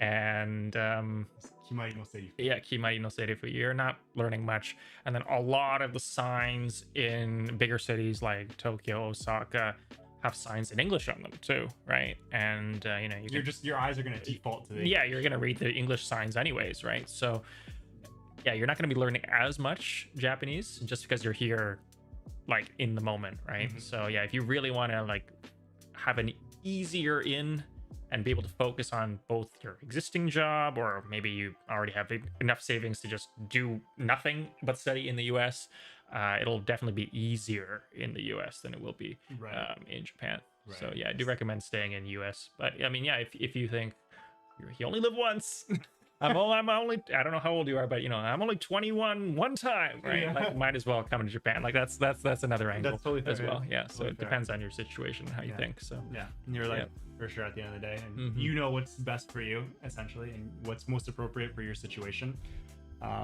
Yeah, but yeah, like Michael was saying, 100%. Like there's going to be a lot of additional hurdles you have to go through when you move to another country, especially in terms of finding a job when you don't speak Japanese yet. And yeah, it's not going to just default, immerse its way into your brain, the Japanese language. So yeah, it might be easier to just study in the US, unless again, you can afford to just study full time in Japan in a language school, in my opinion. Yeah. Great question though. I think it's a very, very practical question that I think, people would wonder about. Yeah. Like, should I just move to Japan and would I pick it up faster? And some people, even though they're adults or just like, 18 or whatever, like still like, very young adults, or just like older teenagers, they can still pick it up very well naturally, just interacting a lot, going to bars, talking. But, it's a rarer case in that sense. So you're usually better off studying, in my opinion, as an adult. Yeah, but great question. Check the chat real quick. Yep. So you guys are just having good conversations here. Love to see it. While you guys are doing that, we'll go to the next question. So I've been watching your VODs and love your music recommendations. Thank you so much. You really know ball. You know ball because I know ball, and I know ball. I got to know new Japanese singers thanks to your recommendations. Can we have your playlist to be introduced to Japanese music?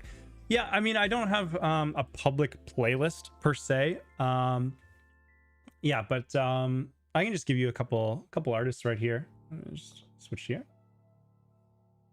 So I think the last time I did recommend Dry Flower. I'll try to write it in English as much as I can. So Dry Flower by Yuri. I think I'd probably recommend this, but yeah, I really like Yuri as an artist. And yeah, he has a lot of good songs. My favorite is Dry Flower, but he also has Betelgeuse. Betelgeuse, another one that's also a banger. And he just has a lot that are just really good. There's, what was the other one? What's hide and seek in Japanese again? What is it? Kakurembo. That's why you have him on here. Kakurembo. Kakurembo is another great song by Yuri. So he knows ball. That's another great song. And then Mrs. Green Apple is another one. You know Mrs. Green Apple, right? Yeah. They're just major right now. I don't know if I talked about them on the last stream or whenever I did talk about music recommendations, but they're also one of my favorite artists right now. And they're just popping off in Japan right now. They've, like, I was listening to them to like a while ago, like around COVID, and they were like medium popular then, but they've like really like gone into orbit now. So yeah, my favorite song is Boku no Koto. Banger, absolute banger. If you haven't listened to this song, you gotta listen to it. Like, this has got to be one of the best songs ever made in mankind. Like, the lyrics are banging, the music, the build up. Like, if you've ever listened to Mrs. Green Apple, they sing super high.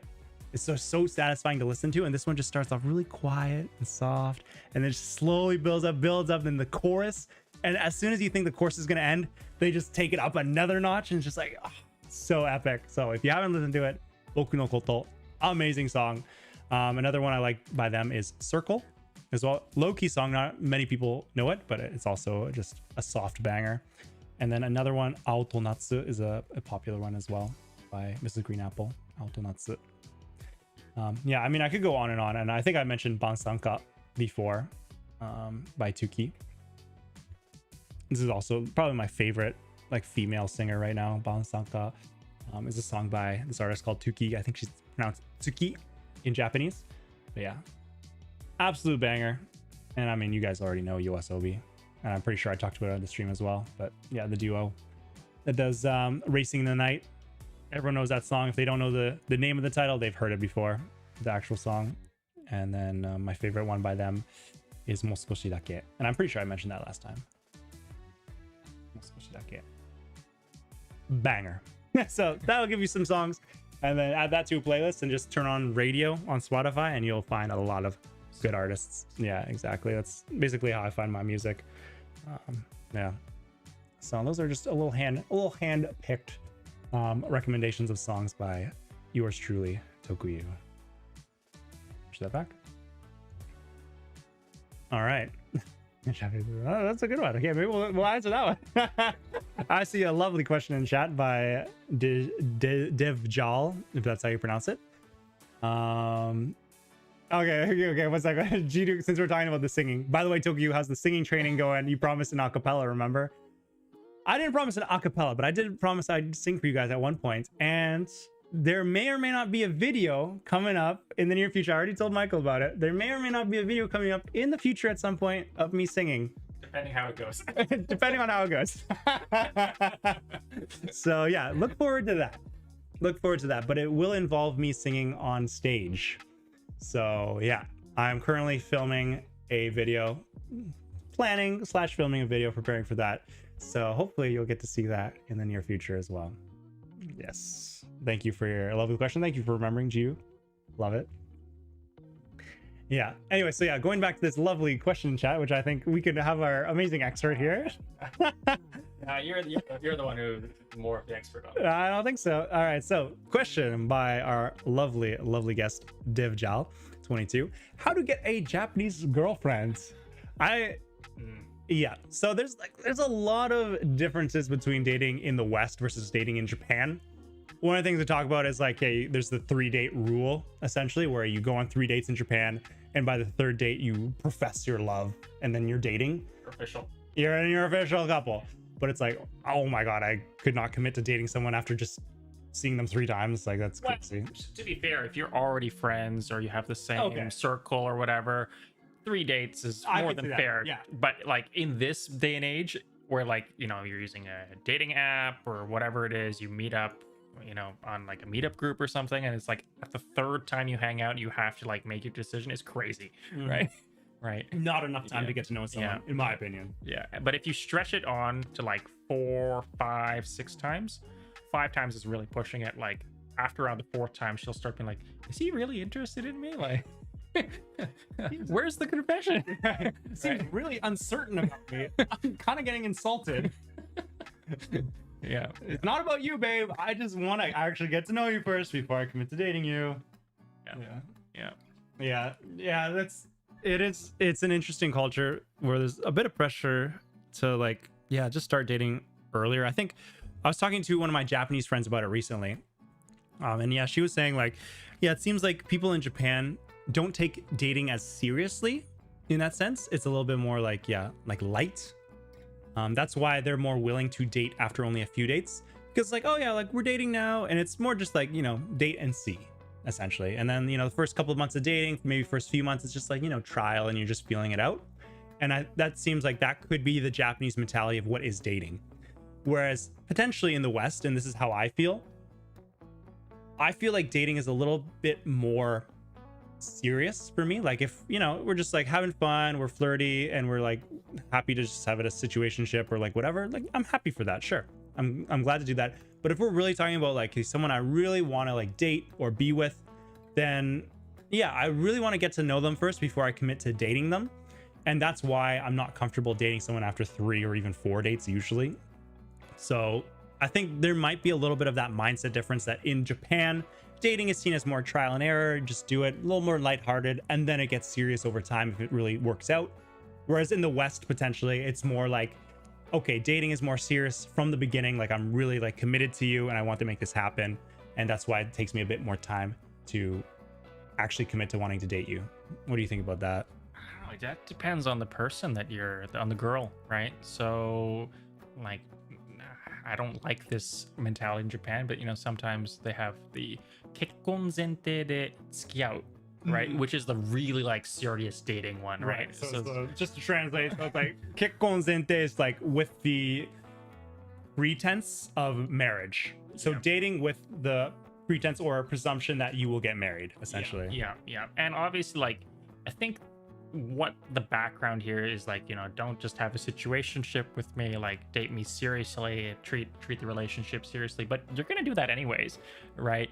But I think it's more along the lines of I'm at that, well, the girl is at that age where she feels pressured to settle down, and she doesn't. Let's get this going. Yeah, so she doesn't want to like just have a situationship or just a relationship that lasts 2-3 years with no promise of it ending. So she wants to establish from the beginning, this is a serious relationship that will potentially lead to something more permanent. Right. Not even potentially, but like, yeah, this will lead to something more permanent, right? Exactly. But you don't know until you start dating, right? So this whole premise is kind of boggling to me. But I see where they're coming from. I see why it's a thing. Yeah. Right? Yeah. I mean, I can understand that, like, if you're a girl and you feel like a little bit more pressured to like get your life going, like get a husband, have some kids, etc. I can get it. Like, like I'm not fooling around here. Like we're serious. Like I really want to like date with like the presumption that we're gonna get married in the future. I think that's fair. I think that's totally fair. Like, hey, like I'm really not trying to waste my time, just so you know. But yeah, like Michael said, at the end of the day, like dating is dating. Like you're not gonna treat them any better or worse just because they want to like marry you in the future. Because in my opinion, I wouldn't date anyone I couldn't see being married to. Right? Like if I'm with you and I don't see a long-term future with you, then I wouldn't date you in the first place. It'd be like, like situationship if we're into it. If not, then that's it, So yeah, in that sense, I don't think declaring it changes anything in that sense, but I think it's fair that like, hey, like just so you know, we're absolutely clear, like, maybe it won't work out between us because we're not compatible, but I am looking for a serious relationship that would lead to marriage. I think that's fair. just mention that, but you can't expect like you have to marry me, right? It's not like you're getting engaged when you start dating, You right? can't possibly, right? right. Yeah. Right. So yeah, it's just take it seriously, right? But it is a go with the flow kind of thing, as with any relationship. But yeah, it's just about, you're just establishing the premise of, I'm not going to waste your time, you're not going to waste my time. Yeah. If it doesn't work, it doesn't work. But it's hopefully it'll lead to something good. Yeah. And I mean, we were talking about this a little bit earlier today. I don't think you were in that conversation. You're talking with someone else. We went to a mochi pounding event today, by the way, which was a lot of fun. We're just pounding some mochi with the little mallets. If you've seen that before, let me just get this up. And I would recommend doing it at some point if you do visit Japan. It's a lot of fun, and everyone loves mochi. To be honest, it's like here. I won't expand the window too much because we're gonna be chatting for a bit. But like, it's like you have this stone bowl with like the rice flour inside, and then you just pound it with the mallet, and then it makes that like nice squishy mochi that's like the sweet. Well, it's not rice flour, it's rice. Oh, just straight up rice? Straight up rice. There's a special type of rice grain that's stickier than standard rice. And if you just beat it enough times, it turns into mochi. Really? Yeah. There's a specific rice grain, and that's it. Yeah. But you do boil it first, right? Like you steam it like regular rice. Yeah. Oh, didn't know that. See, that's why we have them on. But yeah, anyways, we went to a mochi pounding event today, and it was like, we just met a bunch of people. We were talking, and we split up. He's talking with his own group, and the group I was talking with had some foreigners and some Japanese, and one of the foreigners there was dating a Japanese girl. Like, he is dating a Japanese girl for 2 years now. And he said something that was very relatable for me. And he said, like, the relationship is good. Like, it's good. Like, he loves her, she loves him. But the problem he has is that they've never fought before. And he feels like she is not being honest with him. He's holding back. Yeah. Right. He feels like she's holding back, and like he'll say something and she'll respond with like, okay, kind of thing. And it's like, there's obviously like something off, and he'll be like, hey, like, what's up? What's off? Or like, what's on your mind? And then she'll be like, nanimo? Nothing. Actions speak louder than words. Gestures. I know. The red flag. Red flag, like warning signs, warning bells in your head right now. Nanimo? There is something. Don't believe that. But so he's like concerned because it's like, hey, like, I don't know if she's being honest with me here. And it's not that she's like being a liar, but he just wants her to be more open with her feelings and like communicate. And he doesn't mind like fighting, not like, shouting and like insulting each other kind of fighting, but just like, having your disagreements and really like discussing it. But he feels like she doesn't talk about it. And I've really felt this before, that like I had the same situation where like I had a Japanese girlfriend and I really wanted her to like express her feelings, any like anything that she was discontent with even just me. Yeah, just say it and like let's talk it out.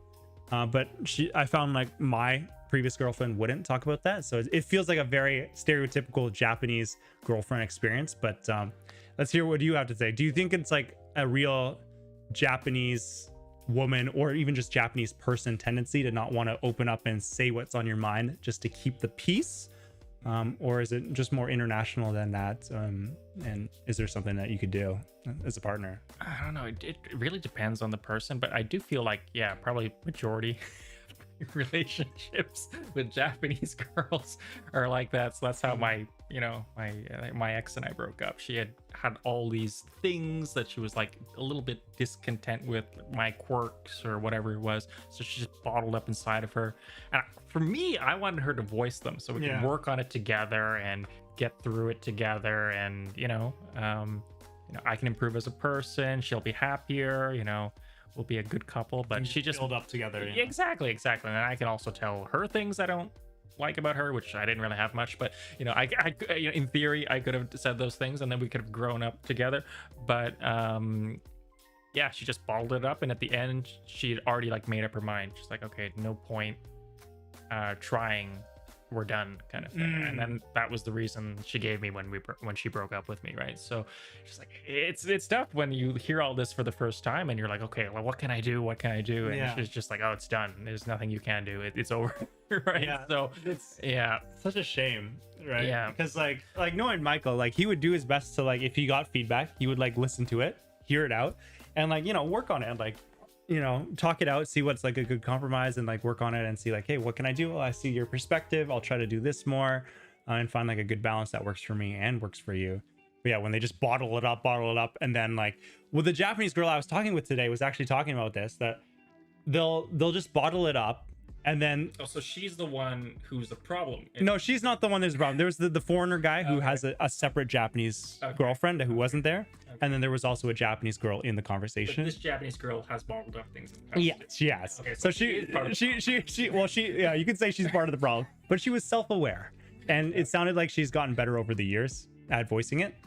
So we got the insider information here. But she was saying like the scary thing about Japanese girls, coming from a Japanese girl, by the way, talking about her friends that she's seen, is that they will kyū ni sameru. Kyū ni sameru. So they'll just quickly, just out of nowhere, just like they fall out of love, essentially. And then she said once they fall out of love, then there's no going back. I have heard this before. I don't know if it's common in other countries too, but it's in Japan, they call it the genten hoshiki. Right? Genten hoshiki. So I think it's particularly from how females view guys, but guys will have a set of points at the beginning of the relationship, whether it's, I don't know, this guy's a 78 out of 100 or whatever it is, right? And it's never going to increase, right? Or it'll be very, very hard to get more points, but every time you mess something up or you do something that she doesn't like, it'll subtract points from your system. Oh god. And eventually it'll get so low that it's just like sameta. She's like So you need to try your best to get the points as high as possible from the beginning. And then try your best to minimize the number of points that get minused off, right? My goodness. So it's just like GQ thing, huh? It's just like a war of attrition. Just get as many points as you can in the beginning and just don't suck as best you can.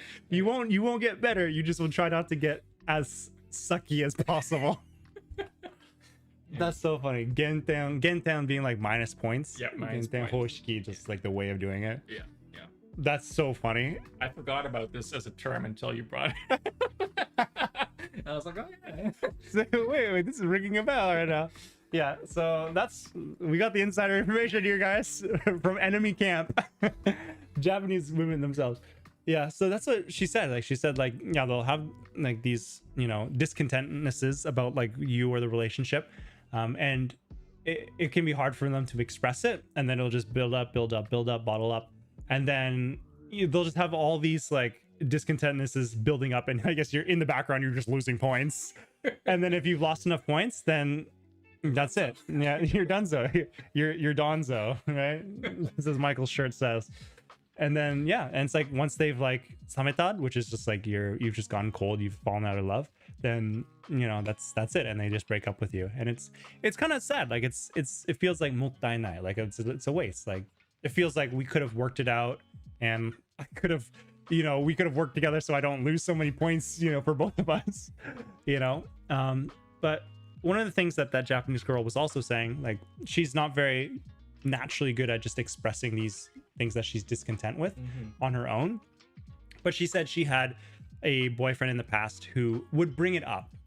Like, hey, I don't like that you do this. Probably like respectfully. He'd say, like, I don't like that you do this, and okay, what's wrong with, what's on your mind? What would you like different or whatever? And he would very like clearly ask and make that space for her to be able to say things.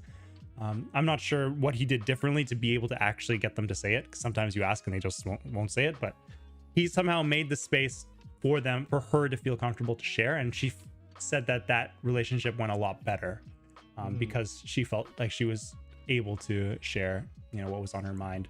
So maybe that's one thing you have to keep in mind when you're dating in Japan, and maybe specifically Japanese women. I'm not sure about the men, But yeah, really try to make sure that you give them a platform to voice what's on their mind, you know, even if it feels uncomfortable and you're gonna probably have to take some criticism. And maybe some of the time you can't do anything. If they're really just a bottler and, you know, there's just nothing you could have done about it, then, you know, shogunai, there's nothing you could do.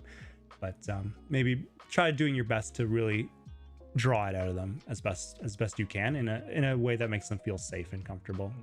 And then on the flip side too, a lot of this isn't specifically Japanese, but there's a lot of Asians, right, who are really bad at expressing affection. Right. So you also need to do your best to draw this out of them as well. Right.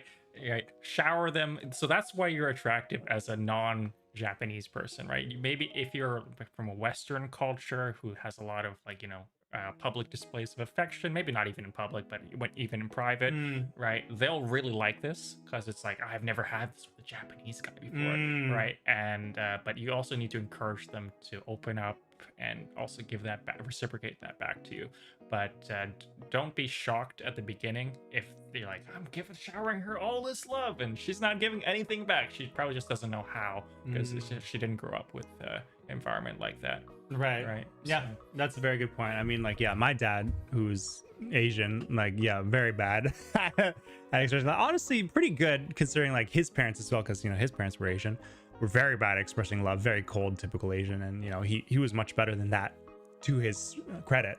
But yeah, it's just very stereotypical Asian that you don't express a lot of forwardly open love. And that can still be the case nowadays. So yeah, that's I think a very good point, that they might not be as used to that physical affection or just voicing like, hey, I love you, or hey, I really like that you did that for me, thank you so much, and whatever.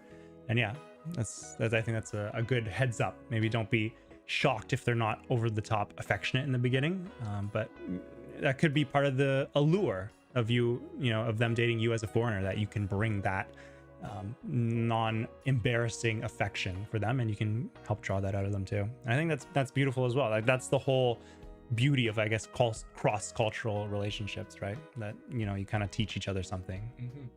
Yeah, so great point. Yeah, so great question. Fantastic question. Yeah. And yeah, back to the mochi pounding. Nora said, I did it once and almost ruined the mallet. It was fun though. That's crazy. You pounding a little too hard. I think the gym gains are paying off, Nora, but goddamn. You got to be pounding pretty hard to break that mallet. It's pretty sturdy, not gonna lie. Yeah, we ate the mochi and it was very good. Yeah, there was daifuku. I learned today the difference between daifuku and mochi, but like daifuku, it's this button here.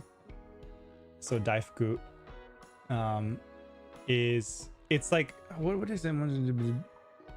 It says mochi. Gyuhi.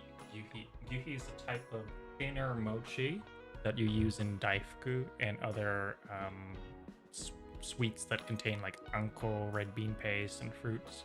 Right. Yeah, gyuhi, I don't know if it's the same as mochi, but I think typically it's made from a starch and not from the actual mochi rice. Yeah. Right. Okay. So yeah, I'm remembering my Japanese friend said that, like, the I guess the mochi type that they use in daifuku is like, it's made from like a type of sugar, like a sugar flour or something, and then yeah, you just mix with water and you make that same, like, yeah, same kind of like mochi like sticky texture, and then you put your anko, like red beans in it, and then you put like whatever fruit you want inside as well. So that's what daifuku is. And then there's mochi, which Michael was telling us earlier is made from like a mochi rice, like a type of strain of rice that you literally just steam and then you pound it and it becomes this like sticky texture. And it's not as sweet because it's not made from like a sweet flour like the daifuku is. So it's a lot more tame in its flavor, but then you can add other things to it because it's so neutral. Like, it's literally just rice. We had it with soy sauce and seaweed, which sounds weird to have with mochi because you think of like a dessert normally when you think of mochi, but it was very good because it's so like neutral and it's not super sweet.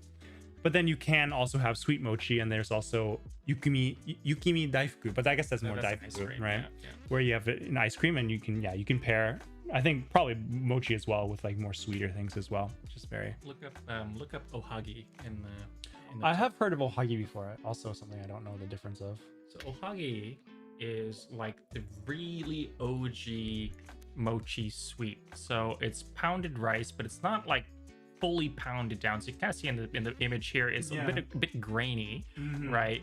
And then so lightly mashed glutinous rice, right? And then they have sweetened red bean over the top.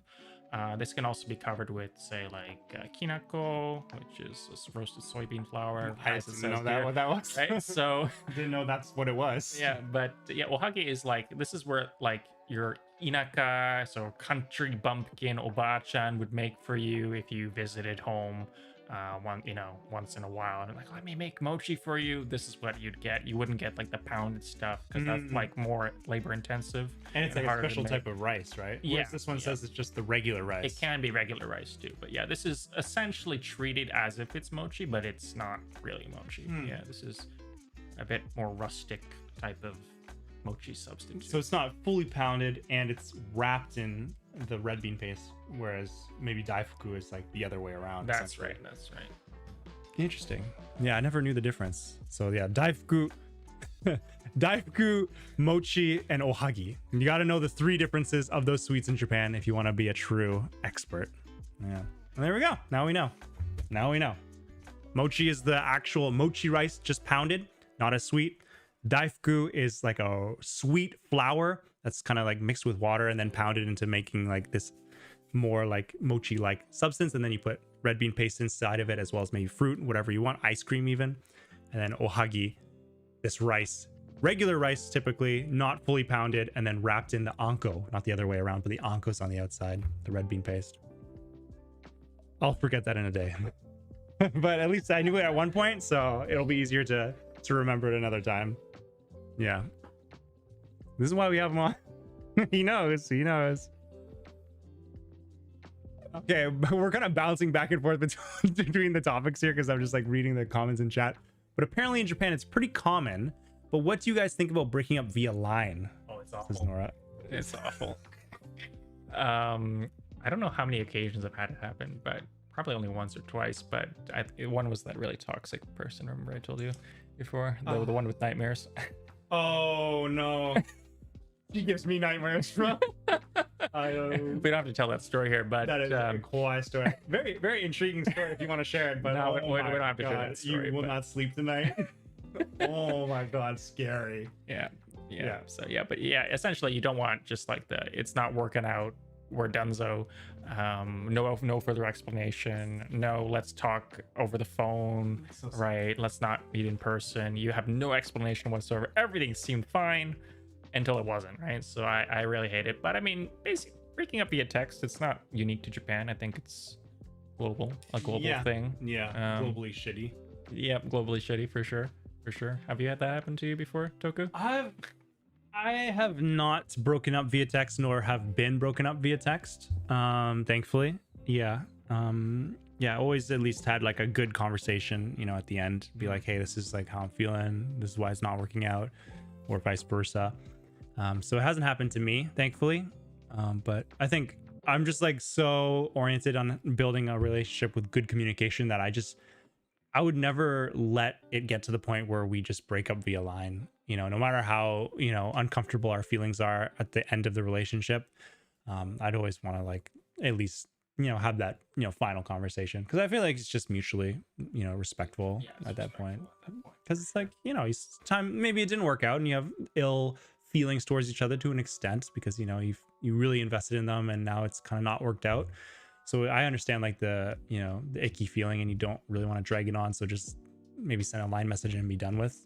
Feels appealing, but I feel like, there's still someone who was a big part of your life, at least for a little while. And they were at one point someone who was one of the most important people in your life. And I feel like, even if it's ending, it's, worth just at least having that final kind of respectful conversation. Like, hey, and this is how we're feeling. Yeah. And this is how I truly felt. And sorry it didn't work out, but I wish you the best and all that stuff. Even though, it's uncomfortable, but I think it's just, it's a healthy conversation to have. Yeah, it's just common courtesy and it's healthy, I think. Good for both of you as well, just moving on, I think. It just gives you some closure as well for both of you. Yeah. So yeah, I haven't felt that like, Japanese people break up more online than Western people. Yeah, I've never personally experienced it either way, in either, you know, Western or in Japan, thankfully. But yeah, it's shitty. Yeah, shitty. Yeah. Yeah, Tactical Cookie is saying, yeah, breaking up via text, that's common. That's, yeah. It is, yeah, like Michael says, kind of global, but yeah. Japanese women acting like kindergarten teachers with the point system. What the fuck? Is that how kindergarten teachers work? Like, you only lose points? Like, that's shitty. I don't think that's the way. I feel like maybe that's like kind of like putting, like, activating some sleeper memory in me that, like, we had like our name on like a poster in class and like we start at the top. Stickers or something. Yeah, like a star. And as you like have a bad behavior, your star moves down. And if you move down below the line, you don't get to like have your treat at like the end of the week kind of thing. I feel like that might have been like, that might be unlocking something in my brain. So is that what kindergarten teachers do? That's brutal. It only goes down. Like, you'd think you'd reward good behavior, right? Like, pointing out the bad behavior is wild and only going down. But yeah, that's unfortunately maybe the reality with some Japanese women. And hey, Tokuyuu, sorry, but what are you guys talking about right now? Just got on the stream. Sorry, this message is probably from a while ago, but we are just kind of going all over the place right now, just answering questions in the Marshmallow as well as some in the chat. And we were talking about relationships in Japan as well as mochi. So we're across the spectrum here. Yeah.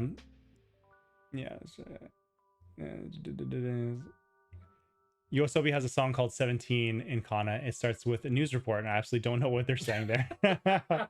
Really? I'll have to check it out. Yeah, I'm not sure familiar with that one. Yeah, I don't know that one. I haven't listened to Yoasobi's like recent songs either, so maybe it's worth checking out just to catch up.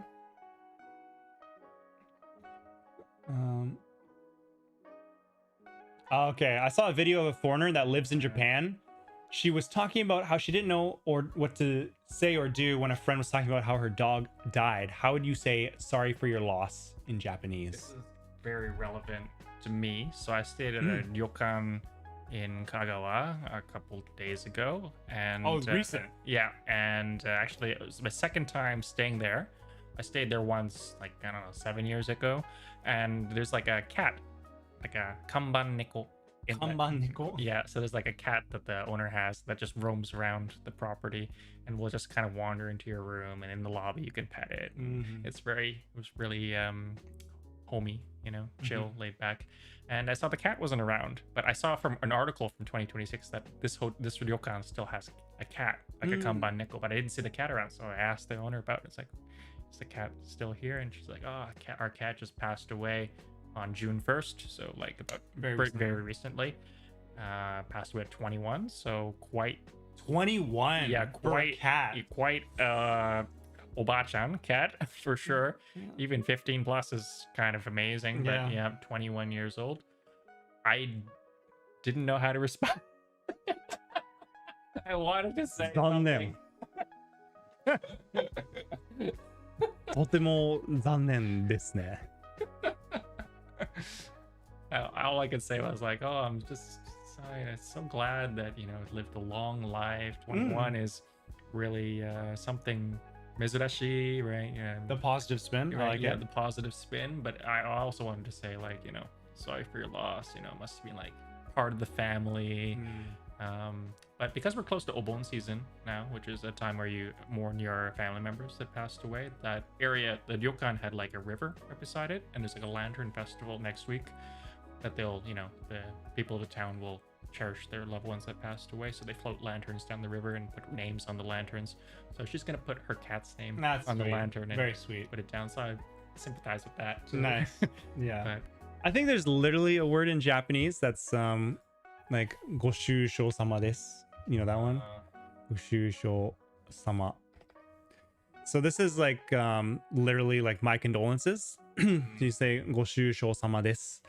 And that's literally like I'm sorry to hear that, my condolences, and it's a very like proper thing to say. It seems way too, I don't know, formal. It's very formal. That's the problem. So if someone said like their cat died and you say ご愁傷様です. I mean, it's formal. It's like, my condolences. It's like, you know, how would you feel when someone says my condolences to you in English? It's like, oh, you know, thank you. You'd probably want to follow it up, and I guess that's just kind of, you know, how would you express yourself, you know, in English, even if you wanted to show your condolences truly, you know, for someone's grief, you know. I like that you just put your positive spin on it. You know, the cat lived a long life. That's amazing. And share your good experiences, and it must be tough, and yeah, whatever.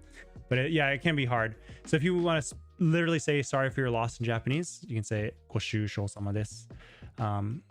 But then yeah, typically it'd be nice to follow it up with something, you know, fond memory, or like, yeah, I'm really sorry to hear that. Like, yeah, it must be tough, kind of stuff. Yeah, probably what I would do. Yeah. Definitely had that experience, says Nora. This is back to dating. Everything seemed fine until it wasn't. And not that it's exclusive to Japan, but some people don't even see it as something odd. Yeah, it's kind of crazy. Everything seemed fine until it wasn't. It's like, come on, just let's talk. You know, let's talk before it becomes a huge issue, you know? For sure. It's like point of no return. Yeah, like we really, communication is just so huge. Yeah. Oh no, I was point system, dude. You got point systemed, Nora. Yeah, you started at 90 and then you dropped down below 60, and he's like, yeah. Sorry, we're not feeling it anymore. And you're like, what? Where did this come from? You don't get to know. Yeah, it's tough. It's, yeah, probably is a little bit universal, I think. You know, just some people aren't as good as communicating, but yeah, probably not just about Japan, but if you're dating in Japan, especially, maybe it's probably good to kind of build up a relationship that has open, clear communication from the start and try to build that habit, essentially. And Angel, hello, man. I hope you're having a good day. Any tips for me? I'm going in December. That's great. Exciting news that you're going to Japan, assuming in December. Any tips? Yeah, I mean, depends. Like if you learn even just some basic survival Japanese, if you don't have any knowledge on Japanese yet, even just basic survival Japanese, very basic conversation stuff, I think would really upgrade your trip and really open up Japanese people if you do have chances to talk with them, even just like very basic phrases. But other than that, December is a great time to go because it's cooler. It's winter, but it's like a lot better than say Canada or, you know, northern states. So very, very mild climate, good time to go. So yeah, just pack some, you know, warm clothes. Depends where in the country though. If you go to Hokkaido in the December, there's just a chance you might not be able to get back to Tokyo. Because the plane might get canceled. Yeah. So true. So no, yeah, keep in mind where you're going. And yeah, if you go to northern prefectures like Nagano and like, you know, maybe Tohoku, then yeah, you'll need a good winter coat, just like in Canada or northern states. But yeah, in like Osaka, Tokyo, you know, it won't get cold, but you know, just bring warm clothes. It'll be around, you know, 5 to 10 degrees, probably in that range typically. And it'll snow maybe once or twice a year in Tokyo, Osaka, but it'll never like last until the next day. It'll melt. Yeah, it'll melt for away. sure. So yeah. That's what it is. 100-year-old cat, yeah, straight up. 21 years. Yeah. Is that what it equates to? I don't know. But yeah, like a 15-year-old cat's quite up there. So 21, I can see that being 100. 21 in cat years. Oh, wow. 100 human years. She's a centennial. Let's freaking go. Good for her. Oops. What's this one? Yeah. 100%. I'm here. Finally made it to the stream. Welcome, Wenzel. Glad you could make it out to the stream. We do it 9 to 11 p.m. every other Sunday. So glad you could make it out.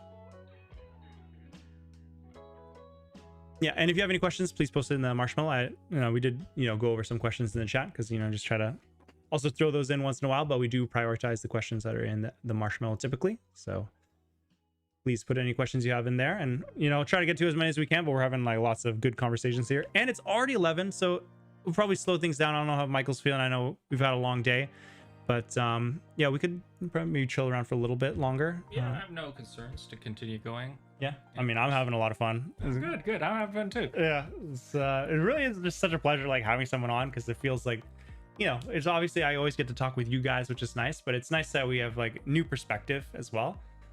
Because yeah, I mean, Michael just has like just a totally different experience in being in Japan, which is like super different from my experience. So it's a really enriching conversation to be able to talk about both our perspectives and then hear your perspectives as well and all your good questions. So yeah, maybe we go for a little bit longer if we're comfortable with it. Maybe try maybe 30 minutes, see how we feel, because it's already 11 p.m. here, but love talking with you guys, having good fun talking with Michael too. So we'll keep pushing for a bit longer, see how long we can go. This is great. Who is the best looking, prettiest Japanese celebrity in your opinion? Have you seen any in person, maybe from a concert, musical, comedy show, etc.?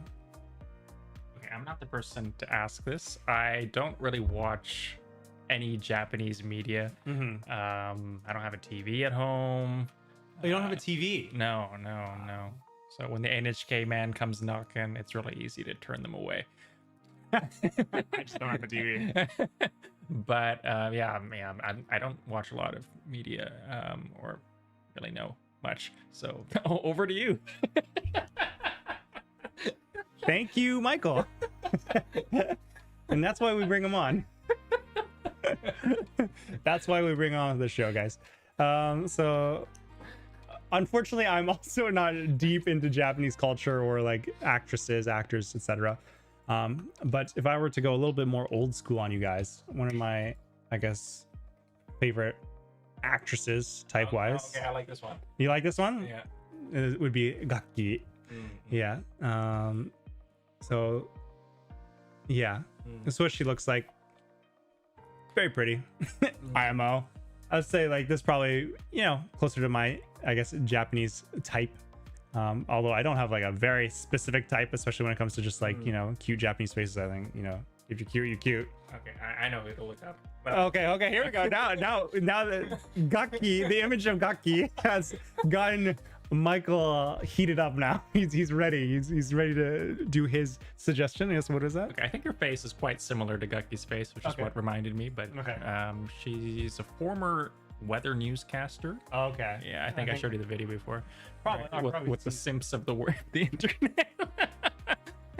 she got her career got canceled due to like being seen at Wimbledon, right, with her boyfriend.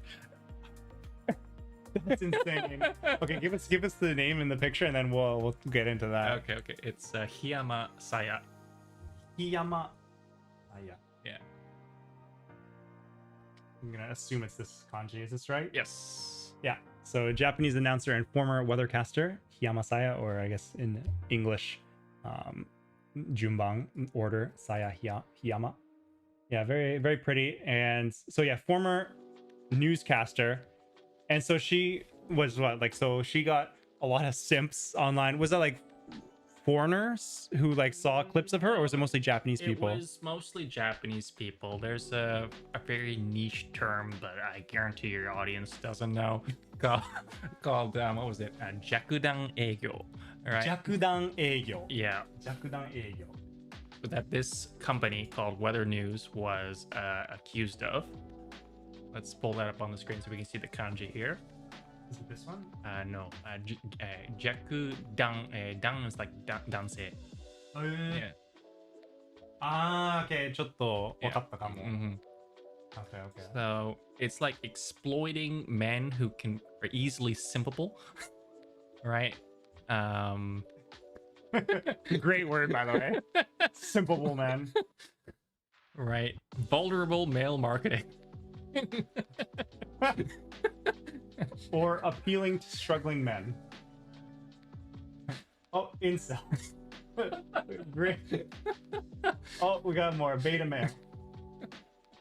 Fantastic choice. Okay, so it's called Jakudan Eigyo. Yeah. So it's basically like literally like weak men business. So the business of, I guess, like farming off of these simpable men. Yeah, that's right. So Hiyama Saya's full character. So she works for Weather News, which is a news channel that only has the weather, 24/7 weather. And all of the newscasters are attractive women, like young women, right? And she was one of them. And her whole character was like, I'm a bit of a nerd, a bit of an otaku. I like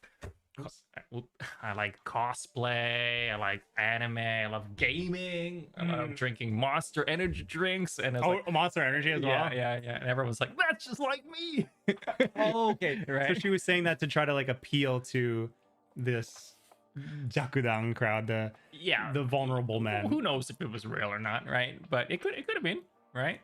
And she said she was afraid of men. Maybe she had some bad experience with men in the past.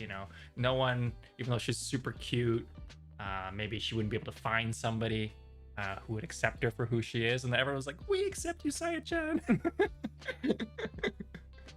And then this weather news channel has like a once a year fan meetup event. Oh, okay. Right, and like you pay a ton of money to be able to go to it. It's like a raffle kind of event.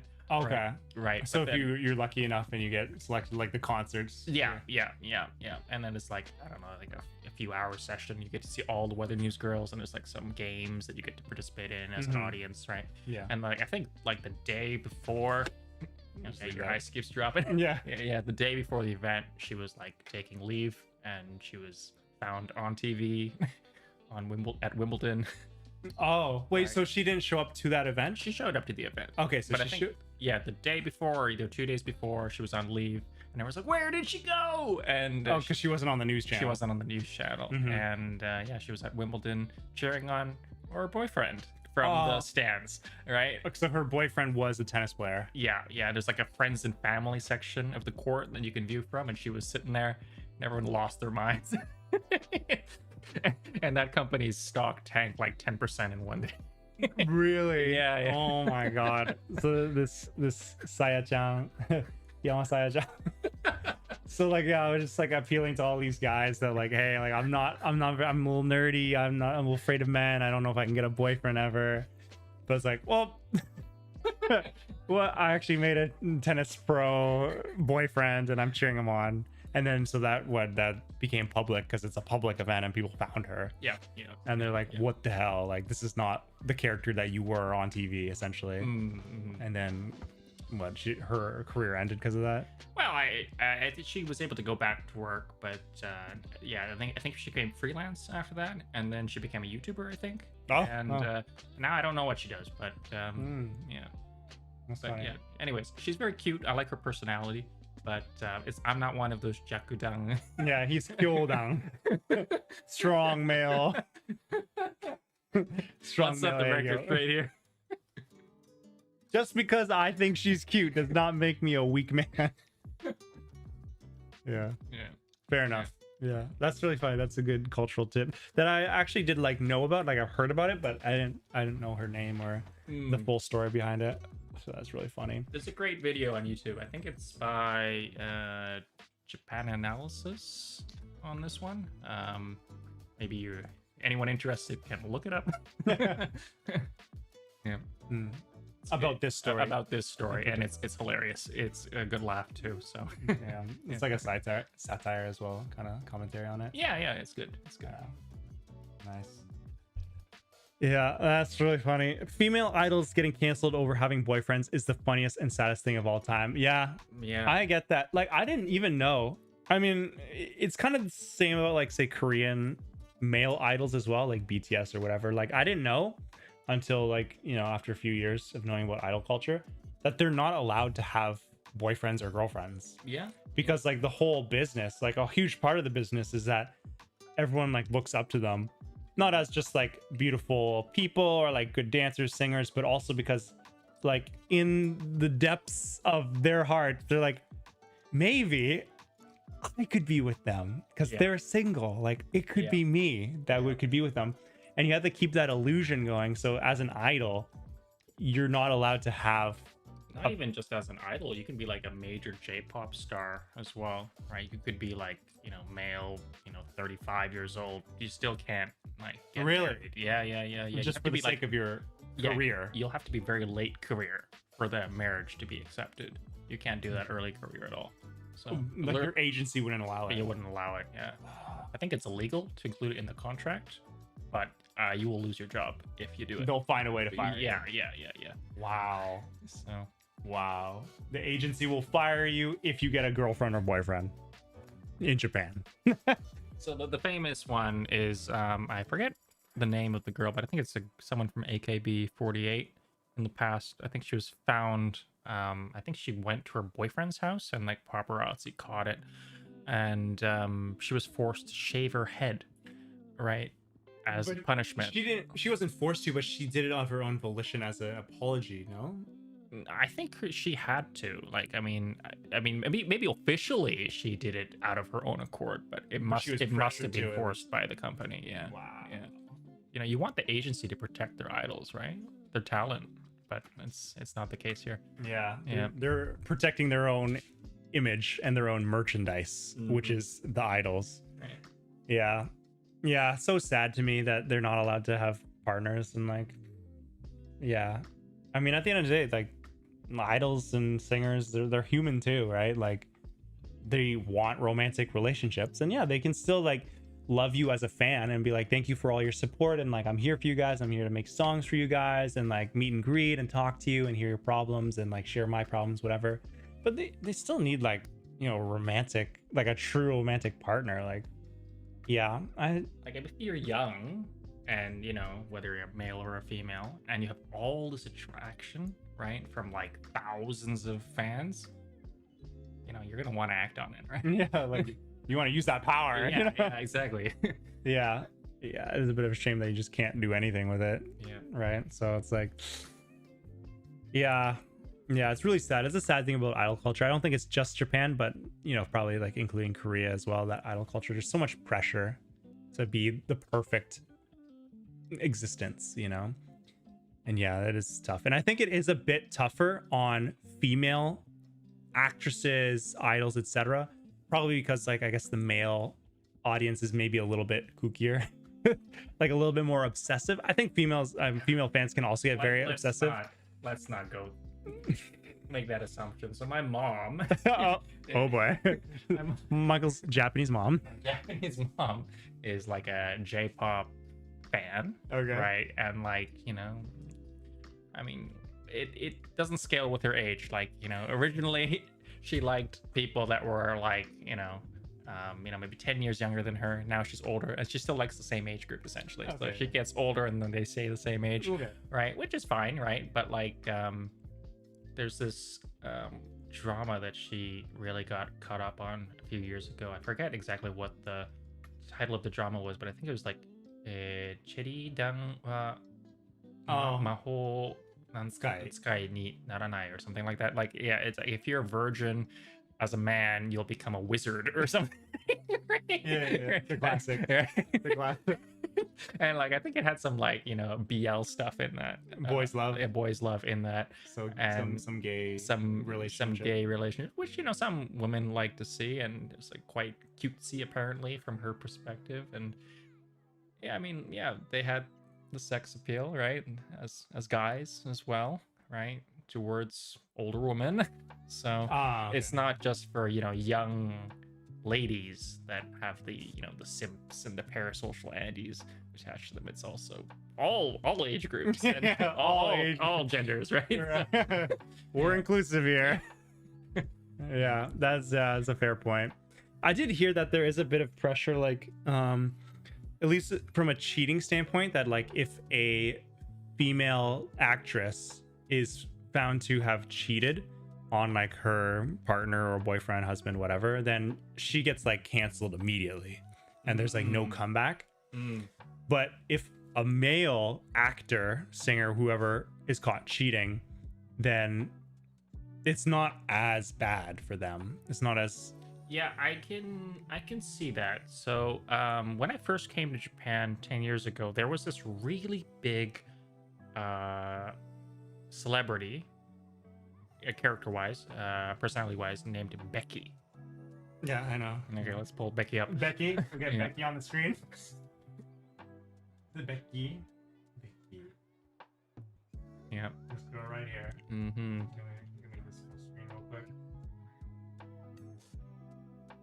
Just go right here. Mm-hmm.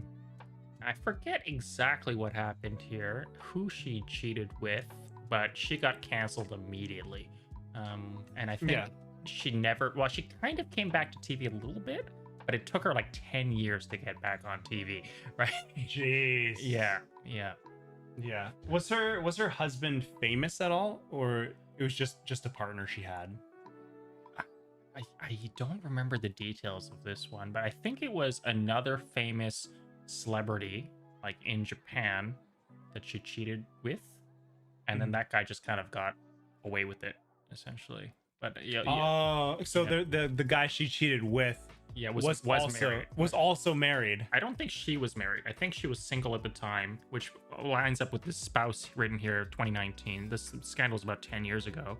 So, Okay. so probably she was single at the time, and then she was like the hurin aite, the affair partner of another. She was the mistress. The mistress, yeah, exactly, of another Japanese male celebrity, and the male celebrity had a wife, but he, I think, just got a slap on the wrist, and he went back into work, and then she got canceled for like, I think, close to 10 years, right? So crazy. Yeah. Like, she didn't even do the cheating then, because she didn't have a relationship or even a marriage. I think so. Yeah. I mean, don't quote me on this. I don't remember exactly what happened. This was 10 years ago, but yeah, that's my understanding. Yeah. That she didn't even have a relationship. She was just like, enabled the cheating of another man. Yeah. And that man was the one who was cheating on his wife, but he didn't take that much heat. But then Becky out here took all the heat and got canceled, essentially. Yeah. So absurd. Yeah, I don't know why it's like that. Yeah, I'm not sure. I think I one of the theories I'd heard before, that there's like a lot of like the middle-aged like female supporters essentially, and they like want to see, like, even if that male actor is cheating, for them they're like, oh, that means they're gonna break up with their girlfriend, and like I have a chance, with them. Whereas they're just not as forgiving for the female. But I really don't know, what the logic is there. But it can be a little bit tougher for females in that sense. Yeah. But it can be tough on the men too, because the new thing that I guess still relatively recent, I think we talked about it before, was the former SMAP member. This was, I think, 2 years ago, a breaking story. I think it's still technically ongoing. It was at Fuji Television, which is like a broadcasting company in Tokyo. Apparently he made a sexual advance on a young talent, like maybe a young newscaster. Underage or just young? Young, like 20 plus, but like young, very young. And he's like 40s, 50s. Yeah, he's like probably close to 50 years old, right? And it was probably along the lines of like, if you want to make it in this industry, baby, you got to do what you got to do, kind of thing, right? So it's just it's not recorded or anything, so there's no proof of the accusation. And it looked at the beginning like it was just like a paparazzi news story. Oh, this is fake news. It's not really a thing. But there became more and more mounting evidence that this has happened multiple times with this individual from SMAP. Not with this individual from SMAP specifically, but like from Fuji Television. So yeah, so he essentially got canceled. Right. The guy from SMAP. The guy from SMAP. Fuji Television lost all sponsorships that included this guy. His name's Nakai-kun. Right. And I think he... Okay, so yeah. So yeah, he's 50 years old. And it says, in Wikipedia, is of Japanese former television personality, right? So yeah, he's not working anymore, right? And I think the crazy thing about this story is that they settled out of court, for a crazy amount of money for him to be hush hush, keep this quiet, don't make this break the mainstream media. But they still made it public anyway and brought him down. Wait, who made it public? I think the lady. The lady? Yeah. So I bet you there's a ton of this stuff that's just brushed under the carpet with money all the time. Right? Yeah, so I bet, yeah. And the thing too is this Nakai-san, this ex-SMAP character, is supposed to be like, his character is like this really lovable guy who, is a nice guy, right? And this really destroyed his reputation. Right. Yeah. I think it's especially tough, right? Like if you have that reputation of being the nice, perfect guy, that like the image just gets destroyed. I want to see if we can show his name. I don't know if our box kind of covers his name. Masahiro Nakai. Yeah, from SMAP, this group right here. You can see on the right. Yeah. That's why, I'm not a big fan of like pretending that you're a different personality in front of the camera than who you are in real life. Like, of course, you need to like put on a presenter, like a bit of an entertainer personality, be more like, talkative and keep that energy going. But like, pretending to be like an innocent person, or like like the weather girl we were talking about earlier as well, it just sets you up for failure because it's just not who you are. You're just putting up a persona to sell it, and then when you turn out to actually be who you really are, then yeah, it makes sense the fans are disappointed because that's not who you've basically been selling them on. Right. It's just not who you are. Whereas if you were true to yourself and you're like, yeah, I'm just kind of like a bit of a playboy, but whatever, I'm still a nice guy, then it wouldn't be as much of a shock, Although you should never, say that to like someone who's 30 years younger than you.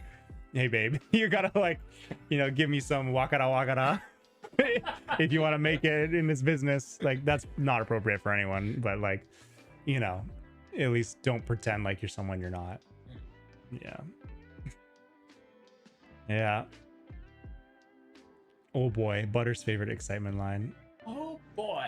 Oh boy. I don't know why girls like yaoi so much. Yowzas. Yeah. I'm not sure why girls like yaoi, but hey, I mean, why just look at, a straight couple like a guy and a girl when you can look at two guys?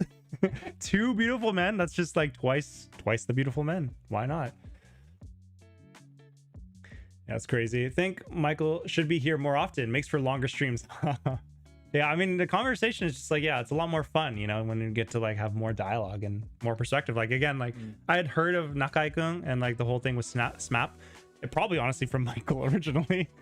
But like he can like flesh it out better because he was like more aware of like these news stories and other, things that have happened in Japan. So it's just like, yeah, it's such a privilege having him on here. And I hope you guys feel that as well. And it's really just like, yeah, a great way to learn more things about Japan. Yeah, but then again, there's I think a lot of viewers here for Japanese language content, right? So we are taking time away from that. So a little bit, yeah. But I mean, totally fine. I mean, I can always answer the Japanese language questions whenever, right? I'm here every 2 weeks, so don't worry. We didn't get to answer as many Japanese language questions, although we did go over like a few of them today. But yeah, I mean, we all have our strengths and weaknesses, and it's great to have Michael on bring his strengths here and perspective. And yeah, just happy we're doing more overtime today. Yeah, and thanks for watching, Jidu. I really appreciate your support all the time, and I'm glad you're enjoying the stream as well, even if it's going a little bit overtime. Just really take advantage of this privilege of having Michael on here. Will you do more Japanese learning contents in the future? Well, if you haven't seen my latest video, I did upload one 2 days ago that's 31 minutes long on the fundamentals of Japanese. If you haven't watched it already, you should watch that. I would link it in chat, but I haven't made the command yet, so just watch it. So just watch it. Fundamentals of Japanese. I think maybe I could pull it up here. Look at this beautiful first result that we get here. Watch that mandatory ad. Get that ad revenue for me. Thank you guys.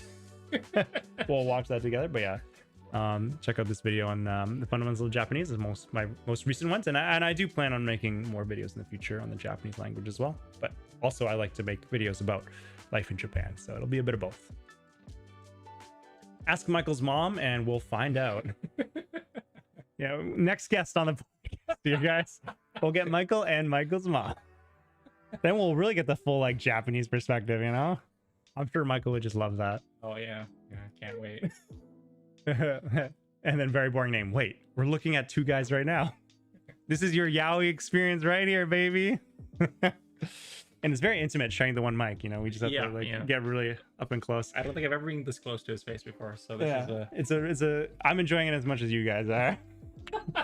Actually, this mic did work, but I just told Michael it wasn't working, so we had to share this mic and get closer. But it's part of the little strats I have.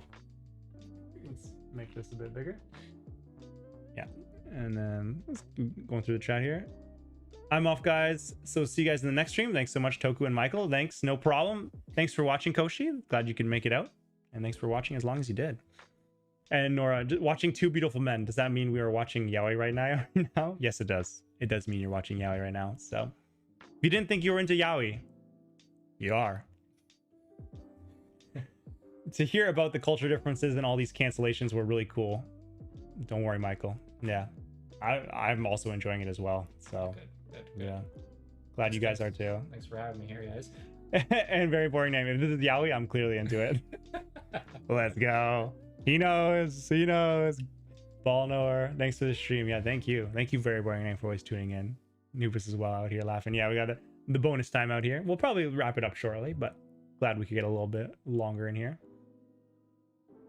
Okay, yeah, I did see this, but I didn't get to read it out loud in chat. So asking again, just in case, is Michael a content creator too? Any socials to follow? Michael, would you like to answer that question? I'm just a working professional here.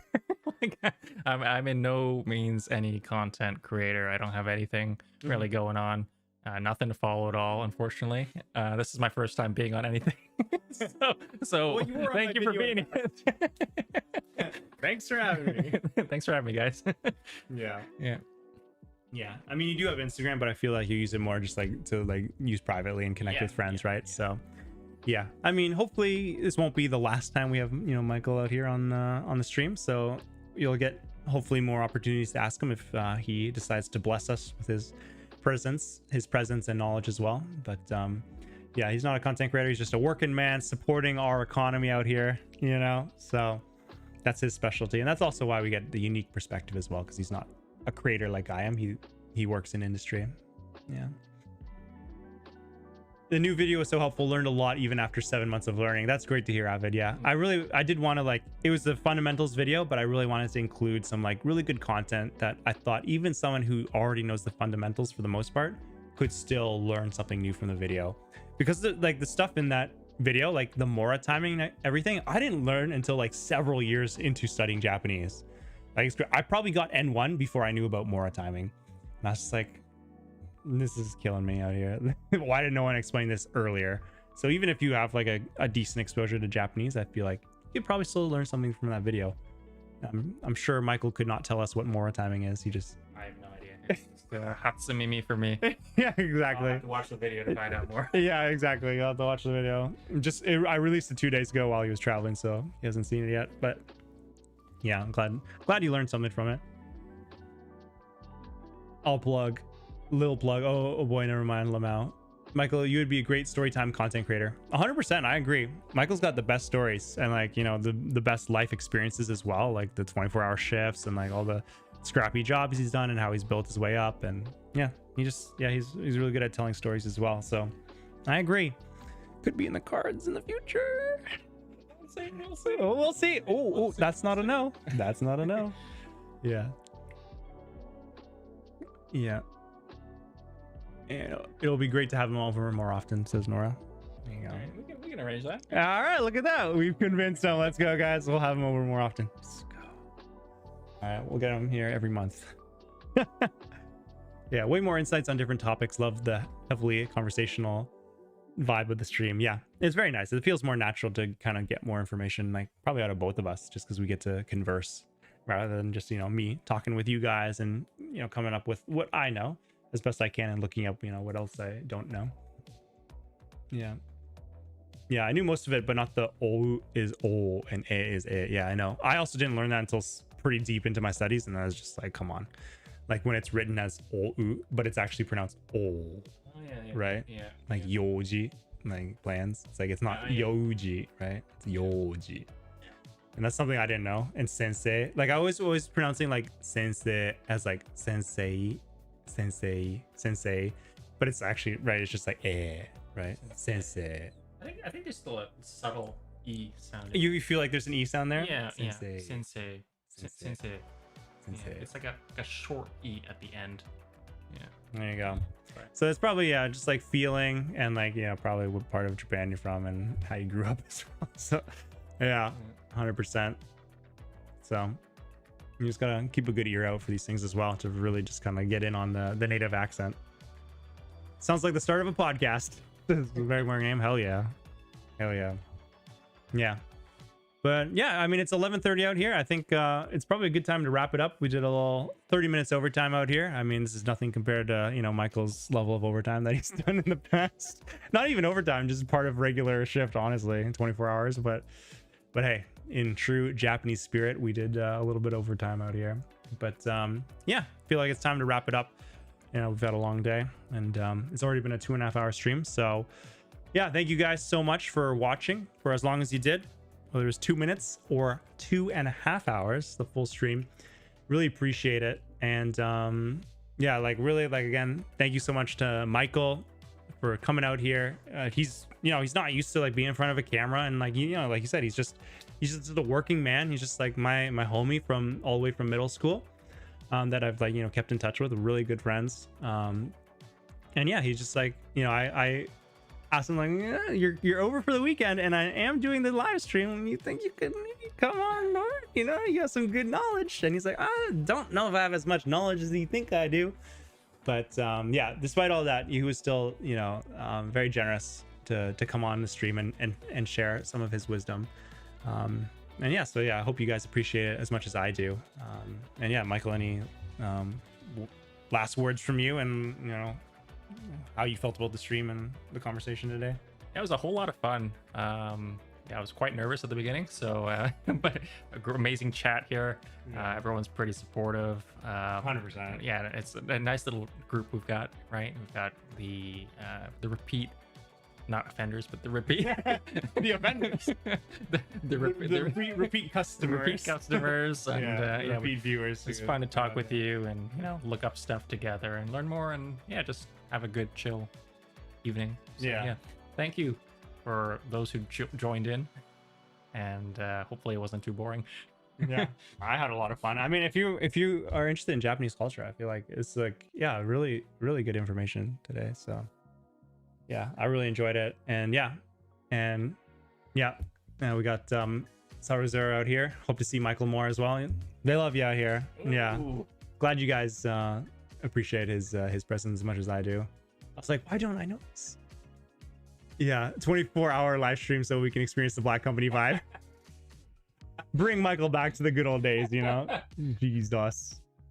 We'd have to take turns like, hey, Michael, you take over for a couple hours. I'm going to take a nap. Yeah, and Lil Uzi Flame, glad you could come out as well. Thank you for always supporting and watching. Really glad you could catch it as well. And Nubis, bye. It was amazing to have you here, Michael. Yeah. And then the Michael and Tokuyuu podcast. Yeah, very important. I mean, you know what?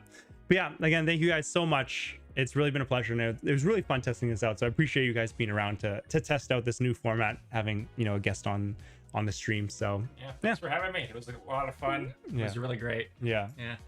Yeah. So, you know, it's, you know, still early into streaming, so gonna try out these new things. So I appreciate you guys, you know, sticking around and being part of that. So anyways, it's already 11:34 now. So yeah, thank you guys again so much for watching, and you know, I'll be back in 2 weeks time for regular streaming. It'll probably just be me next time, and hopefully I can answer more of your Japanese language questions or whatever else you have. So in the meantime, take care of yourselves. Good night, or enjoy the rest of your day, whichever time zone you're from, and good luck with your Japanese studies or a potential move to Japan, or even your continued life in Japan if you're here already. So yeah, take care of you guys, and I will see you in the next one. Tokuyuu out.